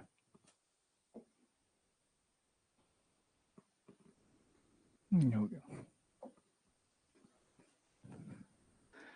अदिश गुणन में कौन कौन से गुण धर्म होते हैं, कौन कौन सी खास बातें होती हैं। अगर दो मैट्रिक्स को जोड़कर आप लैम्डा से गुणा करो या लैम्डा से गुणा करके जोड़ो, एक ही बात है। आपने पहले जोड़ा फिर लैम्डा से गुणा किया या लैम्डा से गुणा पहले किया फिर जोड़ा, एक ही बात है।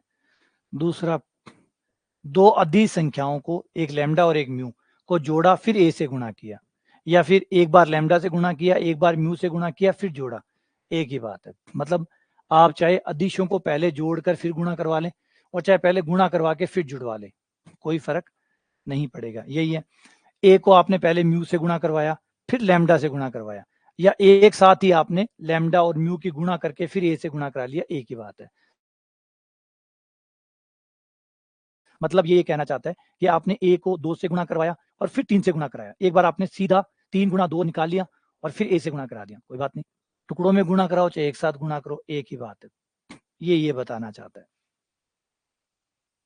फोर्थ कहना चाहता है कि आपने ए को माइनस लैम्डा से गुणा किया, ए को माइनस लैम्डा से गुणा किया, कोई बात नहीं। आप ये कर सकते हैं कि पहले लैम्डा को ए से गुणा कर लें, बाद में माइनस लगा दें, एक ही बात है। या फिर एक काम करें, मैट्रिक्स ए को माइनस की कर दें और फिर लैम्डा से गुणा कर लें, इसमें कोई फर्क नहीं पड़ेगा। ये बेसिक नियम है, वैसे आप सब जानते हैं नियम, कोई बड़ी बात नहीं है, लेकिन एक पता होना चाहिए कि ये नियम ऐसे काम करते हैं, है ना।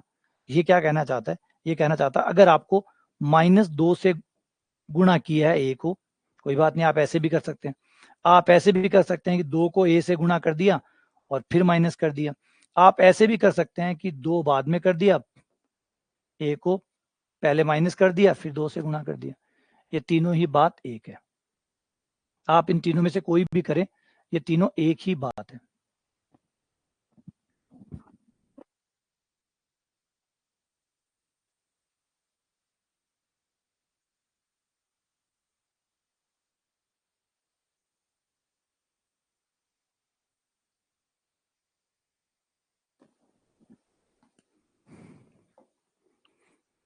अगला, अब आ जाते हैं दो मैट्रिक्सों का गुणन।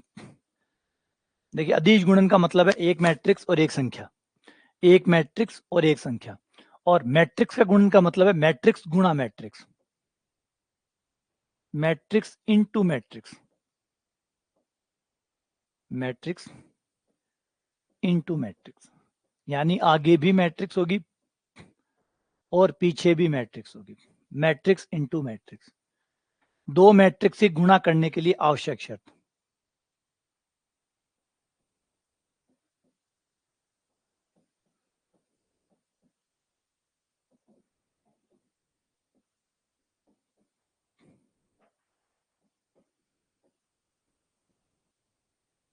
गुणन की आवश्यक शर्त, दो मैट्रिक्स गुणा हो उसके लिए जरूरी है, जो भी मैट्रिक्स आगे है, जो मैट्रिक्स आगे है उसमें स्तंभों की संख्या, आगे वाली मैट्रिक्स में कितने स्तंभ है उनकी संख्या,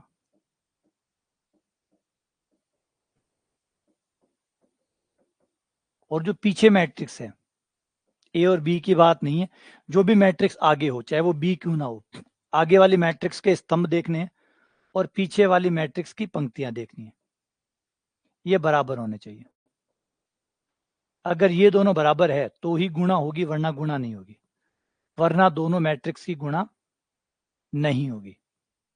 ये मैट्रिक्स की गुणा के लिए अनिवार्य शर्त है, वरना मैट्रिक्स की गुणा नहीं हो सकती, मैट्रिक्स की गुणा नहीं हो सकती।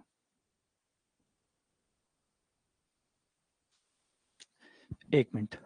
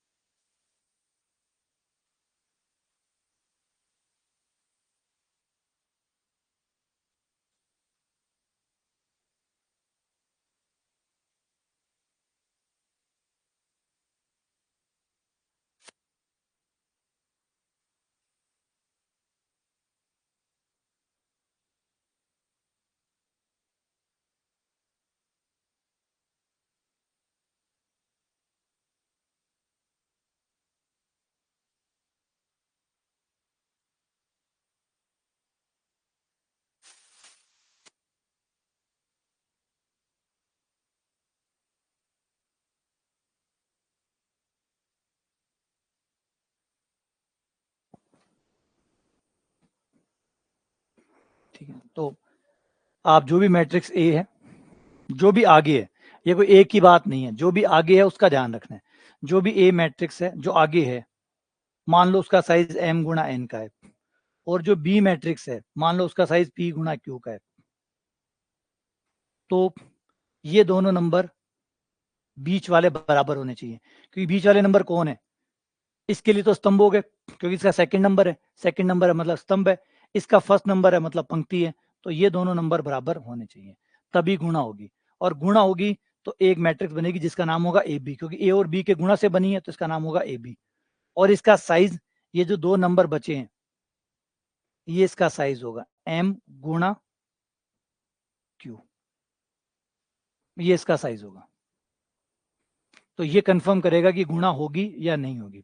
ठीक है, गुणा होगी नहीं। अच्छा, यहाँ पे एक चीज फिर से आप लोग कह दो, देखो ये जो चल रहा है ये भी मैट्रिक्स है, इससे पहले भी मैट्रिक्स पढ़ाई हुई है, और उससे पहले भी मैट्रिक्स पढ़ाई हुई है, तो मैट्रिक्स अलग अलग तरीके से पढ़ाई हुई है। अभी जो पढ़ा रहा हूँ वो आप दोनों लेक्चर देखेंगे आपको समझ में आ जाएगा कि पिछली बार जैसे पढ़ाया था वो अलग तरीका था पढ़ाने का, इस बार जो पढ़ा रहा हूँ उससे अलग तरीका है। क्योंकि हर बार अब, क्योंकि कोर्स तो बार बार डिजिटल है, तो डिजिटल कंटेंट में कंटेंट इकट्ठा होता रहता है, तो कोशिश ये रहती है कि हर बार आपको एक नए तरीके से वो चीज़ पढ़ाई जाए, ताकि एक पुराना तरीका भी पढ़ने को मिल जाए, और सवालों में भी कोशिश ये रहती है कि ज़्यादा से ज़्यादा सवाल अलग अलग ही हो। जो फर्स्ट टाइम पढ़ाए हैं वो अलग सवाल रहे हों, दूसरी बार जो पढ़ा रहा हूँ ये अलग सवाल रहे हों, जब तीसरी बार पढ़ाऊँ तो कुछ और अलग सवाल आए, ताकि हर बार आपको ज़्यादा सवाल करने को मिले और अलग अलग बात, थ्योरी को अलग अलग तरीके से समझने को मिले, है ना। अब आप इसमें से कितना पढ़ना चाहते हैं वो आपकी मर्जी है। कहा यही जाता है कि भाई सारे पढ़ो, मेरी तरफ से यही रिकमेंडेशन है कि सारे पढ़ो। आप एनसीईआरटी पढ़िए, क्योंकि वहाँ पे भी कुछ ऐसा है जो अलग है।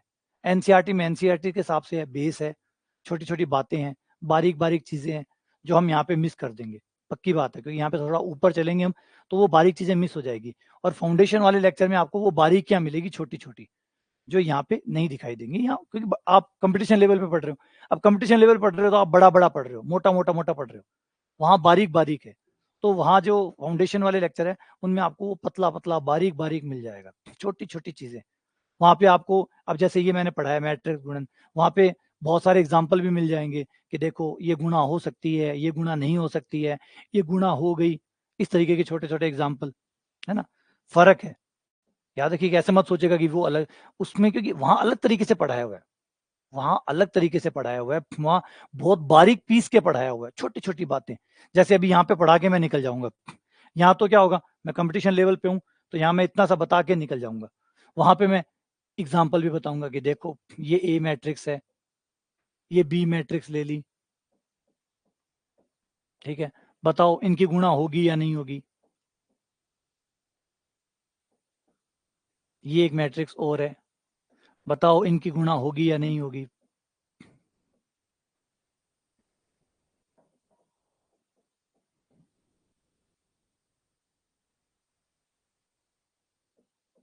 इनकी गुणा होगी या नहीं होगी। तो वहां पे इस तरीके से छोटे, क्योंकि याद रखिए वो फाउंडेशन लेक्चर है, वो फाउंडेशन लेक्चर है, उन लेक्चरों का कंपटीशन का मतलब नहीं है, उनका मतलब है कि आपके कंसेप्ट बनाए जाए, आपकी बारीक से बारीक समझ जो है उसको बनाया जाए। तो उनमें आपको वो चीज देखने को मिलेगी कि एकदम बारीक बारीक, मतलब एकदम पीस के, एकदम छोटी छोटी छोटी छोटी बातें भी है ना, एकदम छोटी छोटी बातें जो यहाँ मिस कर जाएंगे, यहाँ पक्का मिस होगा, और होना ही है। यहाँ आप कंपटीशन लेवल में हो, यहाँ आपको होता है कि टारगेट होता है कि 2-3 दिन में थ्योरी पूरी करनी है या 4 दिन में थ्योरी पूरी करनी है, फिर बहुत सारे सवाल करने हैं एमसीक्यू टाइप के, तो यहाँ वो टारगेट रहता है। लेकिन वहाँ वहाँ सिर्फ एक ही टारगेट है, कंसेप्ट क्लियर करना, एकदम कंसेप्ट क्लियर करना, और हर छोटी से छोटी बात आपको बता के चलना। वहाँ छोटी छोटी बातों पर डिस्कशन होता है, वो यहाँ नहीं होता कि भाई इनकी गुणा होगी या नहीं होगी। अब ये चीज आपको वहां मिलेगी, ये चीज यहाँ नहीं मिलेगी, और यहाँ हो भी नहीं सकती, क्योंकि अगर यहाँ होती है तो फिर वो लेक्चर जो कोर्स है वो वहां बने पड़े हैं ना। फिर दूसरी बात, यहाँ हो भी क्यों, पहली बात ये भी है, यहाँ पे कुछ अच्छा चले, यहाँ पे कुछ एडवांस चले, ये होना भी चाहिए। वो वहां करवाया हुआ है, अब यहाँ पे दोबारा पढ़ा दें तो ये लेक्चर बिना मतलब है, फिर ये एडवांस नहीं रहेंगे, ये फिर कंपटीशन के लेवल के नहीं रहेंगे, ये फिर बेसिक लेवल के हो जाएंगे। ये बेसिक लेवल के हो गए तो फायदा क्या, उस समझ का क्या फायदा जो समझ में तो आ गया, पेपर में सवाल ही नहीं हो रहा, तो वो भी बेकार हो जाता है। तो दोनों का अपना अपना महत्व है, दोनों चीजें एक साथ नहीं चलाई जा सकती, है ना। तो दोनों चीजें एक साथ नहीं जाए। अगर आप पेट्रोल बचाने की बात करेंगे तो गाड़ी की स्पीड, बड़ी स्पीड वाली गाड़ी नहीं ले सकते, और अच्छी स्पीड वाली गाड़ी चाहिए तो आप पेट्रोल बचाने की नहीं सोच सकते। तो दोनों में से कोई एक चीज के साथ ही जाना पड़ेगा, क्योंकि ऑब्वियसली बात है जिसकी स्पीड ज्यादा होगी वो पेट्रोल ज्यादा पिएगी, तेल ज्यादा पिएगी, और जो तेल कम पिएगी उसकी स्पीड ज्यादा नहीं होगी। तो आपको मैनेज करके चलना पड़ता है, इसलिए दोनों ही व्यवस्थाएं हमारे पास है। हमारे पास फाउंडेशन लेक्चर भी पढ़े, जाइए अपनी धार तेज करिए, अपने कंसेप्ट बनाइए, बारीक से बारीक चीजें पढ़ के आइए, आपके पास टाइम है आप कर सकते हैं। इससे पहले भी मैट्रिक्स पढ़ाई हुई है, वो पढ़िए, वहां पे भी अलग सवाल करवाए हुए हैं, वो पढ़िए। जब वहां से पढ़ के यहाँ पढ़ने आएंगे बहुत मजा आएगा, क्योंकि वहां से पढ़ चुके हैं, समझ में आ चुका है, फिर अब यहाँ पढ़ रहे हैं तो यहाँ डाउट क्लियर हो रहे हैं, यहाँ फिर डाउट क्लियर हो रहे हैं, वहां पे जो कुछ नहीं समझ में आया फिर वो यहाँ क्लियर हो जाएगा। तो इन चीजों का फायदा उठाइए। सबसे बड़ी बात, ऑनलाइन का फायदा उठाइए। देखो ऑफलाइन में ये सुविधाएं नहीं होती थी। ऑफलाइन में हम 11वीं बार भी कोर्स कराते हैं तो हर बार नया ही होता था, 11वीं बार नया ही कोर्स होता था, बस 10 बार कराया हुआ सब पानी फिर गया, जो पढ़ गया सो पढ़ गया, गया सो गया। ये ऑफलाइन की प्रॉब्लम थी। ऑनलाइन की अच्छी बात यह है कि अगर हम 10 बार भी कोर्स करवाएंगे तो हर बार नए तरीके से कराएंगे, तो हर बार कंटेंट इकट्ठा होता चला जाएगा, और वो आपको अलग अलग, इसलिए कोशिश हमारी रहती है हर बार कोर्स नए तरीके से करवाया जाए, ताकि हर बार एक नया टाइप का कोर्स आपको उस टॉपिक पे मिले, और इससे आपकी समझ और जो अंडरस्टैंडिंग है मैथ्स की, कंसेप्ट जो है वो बहुत अच्छे बने। आप देख सकते हो इससे पहले जो मैंने करवाया है मैट्रिक्स, वो ऐसे नहीं करवाया जैसे अभी करवा रहा हूँ, उन दोनों में अंतर दिख जाएगा आपको। तो ये अंतर बनाए, अगली बार कराऊंगा, इससे अगली बार कोर्स कराऊंगा निश्चित तौर पे कुछ नए तरीके से करवाऊंगा, ताकि वो और नया मिले आपको। ये अच्छी बात है, ये ऑनलाइन की अच्छी बात है, ये ऑफलाइन में नहीं था, ठीक है ना। तो ये पढ़ते रहिएगा, वहां से भी इन कमियों को दुरुस्त करिएगा। आपकी कितना कंसेप्ट में प्रॉब्लम है वो आप जानते हैं, और उसको उस हिसाब से दूर करिएगा। तो जैसे अब ये रहे कि भाई इन दोनों की गुणा होगी, होगी, ये होगी, हो गई, ए बी बन गया, ए बी बन गया, ए बी का साइज क्या होगा 3 गुणा 5 का। यहाँ पी क्यू गुणा होंगे नहीं होंगे, ना नहीं होंगे, क्योंकि साइज ये बीच वाले बराबर नहीं है तो गुणा होगी नहीं। यहाँ पे ए गुणा बी नहीं होगा, क्यों, क्योंकि बराबर नहीं है, बराबर नहीं है, गुणा नहीं होगी। लेकिन एक इंटरेस्टिंग बात है, ए गुणा बी तो नहीं हो रहा है, लेकिन अगर मैं बी को आगे लाता हूं और ए को पीछे करता हूं तो ये गुणा हो जाती है, बताओ। अगर मैं बी को आगे लाऊं और ए को पीछे ले जाऊं तो ये गुणा जो नहीं हो रही थी वो होने लग जाती है। तो मैट्रिक्सों में ये भी कमाल है, एक साइड से गुणा हो रही है और एक साइड से गुणा नहीं हो रही। बी गुणा ए तो हो रहा है, ए गुणा बी हो ही नहीं रहा।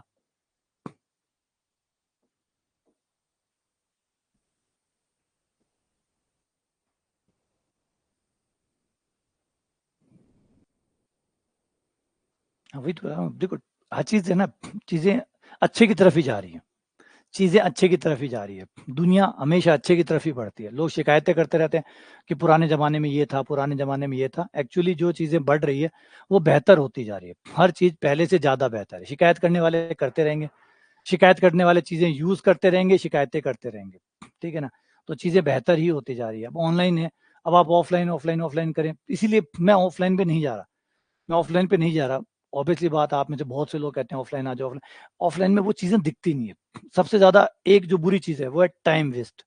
इतना ज्यादा समय बर्बाद होता है, इतना ज्यादा समय बर्बाद होता है कि आप अगर 4 घंटे कोचिंग में पढ़ रहे हैं तो आप उसके बदले आपको 4 घंटे और वैक्स खर्च करने पड़ते हैं। 4 घंटे की कोचिंग में 4 घंटे और खर्च करने पड़ते हैं फालतू के। आप घर से निकलते हैं, आप तैयार होके निकलते हैं, आप टेम्पो पकड़ के निकलोगे, आप कोचिंग के टाइम से 10-15 मिनट पहले पहुंचोगे, जाके सीट रोकोगे, जाके वहां पढ़ोगे, और हम लोग आके बोर्ड साफ कर रहे होंगे, यहाँ के बोर्ड साफ कर रहे होंगे। यहाँ पे अब हर चीज है, जैसे अभी गौर करूं, ये चीज हम लिख के ले आए। अब ये चीज आपको लग रहा होगा कि लिख के लाने के 2 फायदे हुए। नंबर 1, हम ट्रैक नहीं खोते, एग्जैक्टली क्या पढ़ाना है वो ट्रैक पे रहता है। ये पढ़ाना है, फिर ये पढ़ाना है, फिर ये पढ़ाना है, फिर ये पढ़ाना है। अगर हम सिर्फ याद कर करके आएंगे पढ़ाएंगे तो हो सकता है 2 बातें भूल जाए, 5 में से 3 बता दें, 2 भूल जाए, 5 में से 3 बता दें, 2 भूल जाए, होता ही है। इतनी याददाश्त तो किसी की परफेक्ट है नहीं कि सारी बातें याद रहे। ठीक है, 5 विशेषताएं हैं, 3 बता दी, 2 भूल गया, बतानी भूल गया, थोड़ी देर बाद में याद आया तो छोड़ा, छोड़ कोई बात नहीं, नहीं बताई। लेकिन अब वैसा नहीं होता, क्योंकि यहाँ पे हर चीज पहले से ही हम टाइप करा के ले आते हैं, तो कोई भी चीज मिस नहीं होती, एक बात। दूसरी बात, यही चीजें अगर हम हाथ से लिखते तो यही क्लास 1 घंटे की क्लास 2 घंटे की हो जाती, पढ़ाई वही होती, पढ़ाई सेम होती, क्लास की लंबाई 2 घंटे हो जाती, 1 घंटा आपका फालतू में बर्बाद होता। समझ रहे हो? यही चीजें अगर मैं हाथ से लिखता, ये चीजें सेम चीजें समझाने के बजाय मैं हाथ से लिखता तो मुझे लिखने का समय ज्यादा बर्बाद होता, समझाना कम पड़ता, समझा ही नहीं पाता मैं। क्योंकि लिखने में इतना थक जाता कि समझाने की जगह ही नहीं बनती। अब ऑफलाइन में ये दिक्कत थी, हर चीज लिखनी पड़ती थी, हर बात, हर परिभाषा में कै ख गड़े भी है ना, वो सब लिखने पड़ते थे। ये ऑफलाइन के सबसे बड़ा ड्रॉबैक उस समय हुआ करता था। आप पढ़ा रहे हैं, सब कुछ लिखो, सब कुछ। अगर 4 लाइन की परिभाषा है तो 4 लाइन की पूरी परिभाषा हाथ से लिखो। ये अब आप सारी चीजें ला सकते हैं, सब कुछ ट्रैक में है, किसके बाद क्या पढ़ाना है, किसके बाद क्या पढ़ाना है। तो कमाल की चीज है ऑनलाइन में कि ये चीज ऑफलाइन में कभी हो ही नहीं सकती। और जैसे मैंने कहा कि कोर्स 4 बार कराऊंगा तो 4 बार कोर्स आपको मिलेगा, आपको 4 बार कोर्स मिलेगा। अब तीसरी बार हो रहा है foundation, first time, second time, जुलाई में हम थर्ड टाइम शुरू कर देंगे, तो टोटल मिला के 4 बार कोर्स जुलाई से शुरू हो जाएगा, चौथी बार शुरू हो जाएगा टोटल, बताओ। और आपको 4 बार कोर्स मिलेगा। तो ये अच्छी चीज है, ये कभी भी ऑफलाइन में आप नहीं सोचते। ऑफलाइन में पढ़ाया गया, बच्चा दोबारा कभी नहीं पढ़ सकता, और ना आपको याद है, किसको पता क्या पढ़ाया था, गया वो। चलो आ जाओ आगे बढ़ते हैं। आव्यूह के गुणधर्म, एबीसी मान लो 3 मैट्रिक्स है और उनकी गुणा भी संभव है, मान लेते हैं उनकी गुणा संभव है। एबीसी 3 मैट्रिक्स है और उनकी गुणा संभव है। और ये पहली शर्त, ये पहली बात है कि ए बी बी ए के बराबर सामान्यता, बहुत सुंदर शब्द लिखा है सामान्यता। हाँ, इत्तेफाक हो सकता है, बाय कोइंसिडेंस कभी ए बी बराबर बी आ गया, कभी कभार आ गया, कभी कोई ग्रह नक्षत्र एक दिशा में आ गए, ए बी बराबर बी आ गया, आ सकता है। नॉर्मली ए बी बराबर बी ए नहीं आता, नॉर्मली नहीं आता। इत्तेफाक में तो कुछ भी हो सकता है, इत्तेफाकन कभी ए बी और बी ए बराबर आ सकते हैं, नॉर्मली सामान्यता ये बराबर नहीं आते, है ना। अब आप कहोगे ये बात इसलिए बढ़िया शब्द यूज कर दिया सामान्यता, ये नहीं कहना चाहता कि ए बी बराबर बी ए हमेशा होते, कभी कभी ए बी और बी ए बराबर आ जाते इत्तेफाकन। अब वो इत्तेफाक में तो देखो कुछ भी हो सकता है, तो इसलिए ये मत पढ़ना कि हमेशा ही ए बी और बी ए हमेशा ही अलग अलग आते हैं, कभी बराबर आ भी सकते हैं। कई बार ऐसी स्थिति बन जाती है, मैंने बताया ना, कई बार ऐसी स्थिति बन जाती है कि वो बराबर आ जाते हैं बाय डिफॉल्ट ही सही। जैसे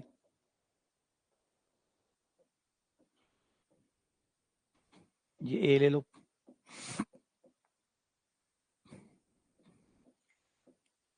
ये ले लो, अगर इन दोनों मैट्रिक्स से गुणा करोगे तो ए बी बराबर बी आएगा।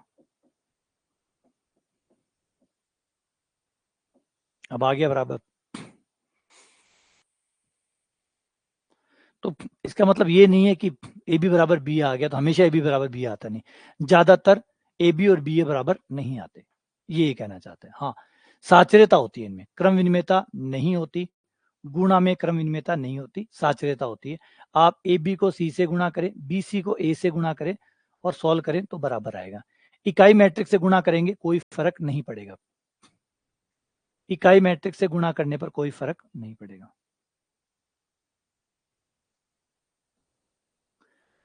अगर बी और सी को पहले जोड़ते हैं और फिर ए मैट्रिक्स से गुणा करते हैं, या गुणा पहले करते हैं फिर जोड़ते हैं, कर सकते हो आप। इसे वितरण का नियम कहते हैं, डिस्ट्रीब्यूशन कहते हैं कि भाई मैं पहले जोड़ना चाहता हूँ, जोड़ो, फिर गुणा करना चाहता हूँ, करो, या पहले गुणा करना चाहता हूँ फिर जोड़ना चाहता हूँ, करो, दोनों बराबर है, दोनों बराबर है। अगर आप चाहते हो कि मैं जोड़ूंगा पहले, गुणा बाद में करूंगा, या पहले गुणा करूंगा फिर जोड़ूंगा, कर लो, चल जाएगा। अब जोड़ पे निरसन का नियम लागू था, लेकिन गुणा में लागू नहीं है। गुणा में निरसन का नियम सत्य नहीं है, सत्य नहीं है। गुणा में अगर ये है तो आप ऐसा नहीं कर सकते कि ए और ए को काट दिया और कह दिया बी गुणा सी है, नहीं कर सकते। जोड़ में कर सकते हैं, जोड़ में कर सकते हैं, गुणा में नहीं कर सकते। मैट्रिक्सों की गुणा में नहीं कर सकते, मैट्रिक्सों में जोड़ में आप कर सकते हैं कि ए प्लस बी, अगर ए प्लस सी के बराबर है तो बी बराबर सी आ जाएगा, जोड़ में आप ये कर सकते हैं, जोड़ में आप ये कर सकते हैं। लेकिन गुणा में आप ये नहीं कर सकते कि ए बी बराबर ए सी हो तो आप ये कह दो कि बी बराबर सी है।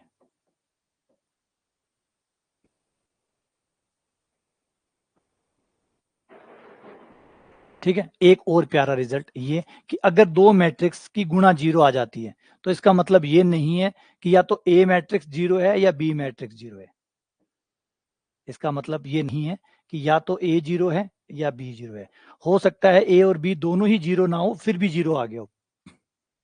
हमारी जैसे संख्याओं में होता है, संख्याओं में अगर गुणा 0 आ रहा है इसका मतलब या तो ए संख्या 0 है या बी संख्या 0 है, लेकिन मैट्रिक्स में ये जरूरी नहीं है। अगर दो मैट्रिक्सों की गुणा 0 आ रही है तो जरूरी नहीं है कि दोनों में से कोई 0 हो। बिना 0 के भी 0 यहाँ आता है, बिना 0 के भी यहाँ 0 आता है। मैट्रिक्सों में बिना 0 के भी 0 आता है, मैट्रिक्सों में बिना 0 के भी 0 आता है।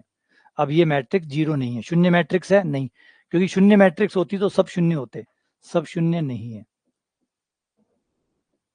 ये बी मैट्रिक्स, क्या ये शून्य है? नहीं, ना ए शून्य है, ना ए जीरो मैट्रिक्स है, ना बी जीरो मैट्रिक्स है। लेकिन जैसे ही आप ए और बी की गुणा करेंगे वो जीरो मैट्रिक्स आ जाएगी, वो 0 है। तो इसका मतलब इसीलिए कहा गया कि दो मैट्रिक्स की गुणा 0 आ रही है, तो इसका मतलब ये नहीं है कि दोनों में से कोई 0 हो। बिना 0 के भी 0 आता है, इनमें बिना 0 के जरूरत है। ये बहुत सुंदर बात है, ये देखो कितनी सुंदर चीज है ये। कई हमारी जो चीजें हैं, हमारी जो मैथमेटिक्स का सिस्टम्स है, कई उन सिस्टम में आपके रियल नंबर एक ऐसा सिस्टम है जिसमें 0 से 0 आता है। अगर आपके दो नंबर 0, दोनों में से कोई 0 नहीं है तो 0 आ ही नहीं सकता। हमारे नंबरों को याद करो, अगर a गुणा b 0 आ रहा है तो दोनों में से एक को 0 होना पड़ेगा, दोनों में से एक को 0 होना पड़ेगा तभी 0 आएगा। कोई 0, चाहे दोनों 0 जाओ, लेकिन बिना 0 के 0 नहीं आ सकता। हमारे नंबर 0 की उत्पत्ति 0 से मानते हैं, हमारे नंबर 0 की उत्पत्ति 0 से मानते हैं, 0 की उत्पत्ति 0 से मानते हैं। जैसे हमारे संस्कृत में हम श्लोक पढ़ते हैं कि जीव की उत्पत्ति जीव से होती है। हमारे जो संस्कृत है उसके जो श्लोक है, उन श्लोकों में एक जिक्र आता है कि जीव से ही जीव की उत्पत्ति हुई है। मतलब अगर इसका मतलब है कि जो अंतिम कोई नहीं रहा होगा, मतलब मैं जीव हूं तो मैं जिससे आया हूं वो जीव है, वो जिससे आए हैं वो जीव है, वो जिससे आए हैं वो जीव है, यानी हर कोई जीव से बना हुआ है। जबकि हमारा विज्ञान इसको नहीं मानता, हमारा विज्ञान इसको नहीं मानता कि ये जो क्रम है ये विकसित क्रम है। आज मैं जो हूं मैं विकसित हूं, लेकिन इससे पहले जो आया वो जीव था, हो सकता है उससे पहले जो आया हो सकता है वो जीव हो, लेकिन कहीं ना कहीं एक स्टेज ऐसा होगा जहां पे जो हो सकता है कोई निर्जीव चीज से सजीव चीज बन गई हो। ये हो सकता है, कोई गारंटी नहीं है कि इस चैन में अगर आप पीछे जाएं तो हर जगह जीव ही मिलेगा, वो ये नहीं मानते। ठीक है ना, तो ये जो खास चीज है, ये कमाल है। हमारा रियल नंबरों की बनावट में 0 की उत्पत्ति 0 से मानी गई है, लेकिन मैट्रिक्सों में 0 की उत्पत्ति बिना 0 के भी हो सकती है। आप सदिशों में चले जाओ, सदिशों में भी दो सदिश 0 नहीं है, फिर भी डॉट गुना 0 आ जाती है, बिना 0 के भी 0 आता है, बिना 0 के भी 0 आता है। तो ऐसे कई सिस्टम है जिसमें बिना 0 के भी 0 आता है, लेकिन कई सिस्टम ऐसे है जिसमें 0 से ही 0 आता है और कोई 0 नहीं ला सकता। तो कुल मिला के दुनिया काफी बड़ी है और काफी सही गलत भरे पड़े हैं।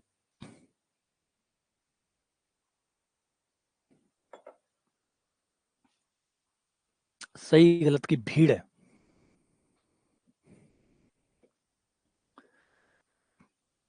अच्छा, अब इसे खोलते हैं।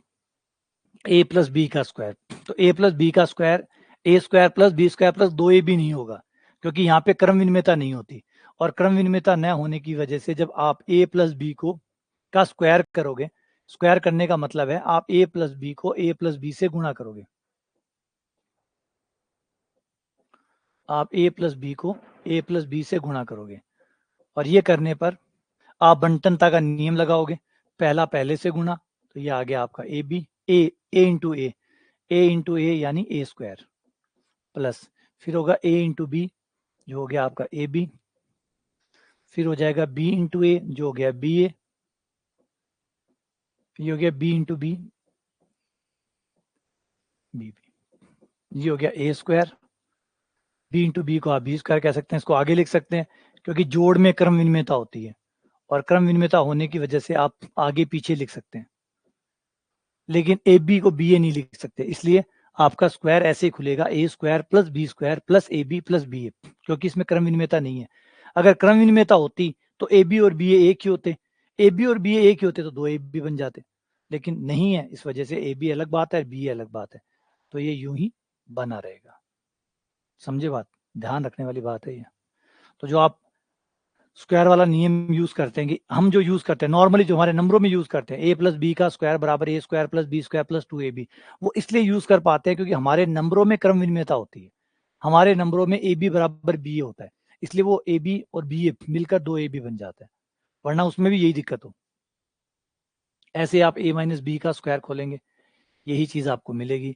यहाँ पे एक और इंटरेस्टिंग, इन नियमों को पकड़ के रख लेना, ये बड़े, क्योंकि हम नंबरों को पढ़ते तो मैट्रिक्स है, याद नंबर रह जाते हैं, पढ़ते तो मैट्रिक्स है, याद नंबर रह जाते हैं, और नंबर के नियम लगा के हम गड़बड़ कर बैठते हैं। तो a माइनस बी को अगर आप a प्लस बी से गुणा करो तो a square minus B square नहीं आएगा, वो आएगा a square minus B square plus A B minus B है।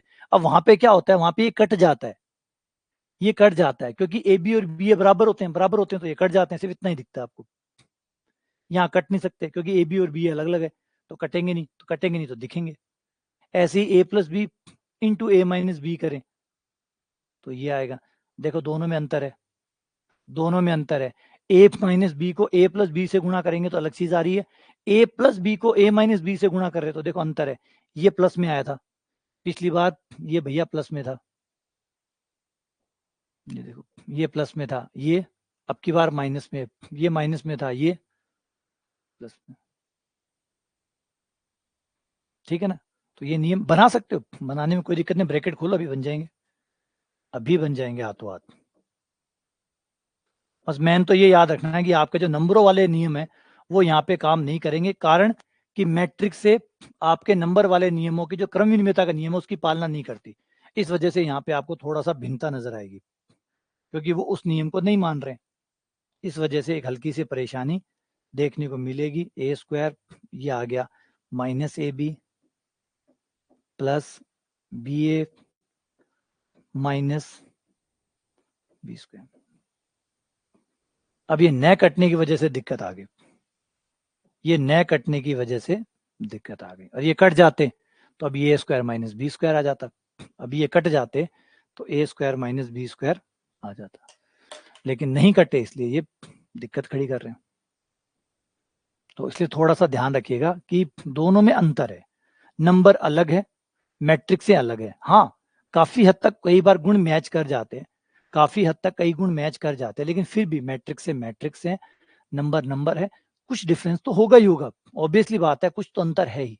वो जो कुछ अंतर है वो आपको दिखाई देगा बीच बीच में, बीच बीच में आपको वो वाला अंतर, जो अंतर दोनों में है वो आपको दिखाई देगा। जैसे क्रम विनिमयता न होने की वजह से ये छोटी छोटी चीजें अब आपको इसमें एक्स्ट्रा दिख रही है जो पहले नहीं दिखती थी, क्योंकि पहले होती नहीं थी, क्रम विनिमयता थी तो वो कट जाती थी, अब वो नहीं कट रही है तो वो दिख रही है। ठीक है, चलो इस थ्योरी को पढ़िएगा, समझिएगा अच्छे से, फिर इसको दोबारा आगे बढ़ाएंगे कल की क्लास में। ठीक है, चलो मिलते हैं आप लोगों से दोबारा। इस थ्योरी को पढ़िएगा, एक बार लेक्चर को दोबारा देखिएगा, कोई चीज बच गई हो, कोई चीज समझ में नहीं आई हो तो एक बार घुमा के फिर देख लेना। चलो मिलते हैं।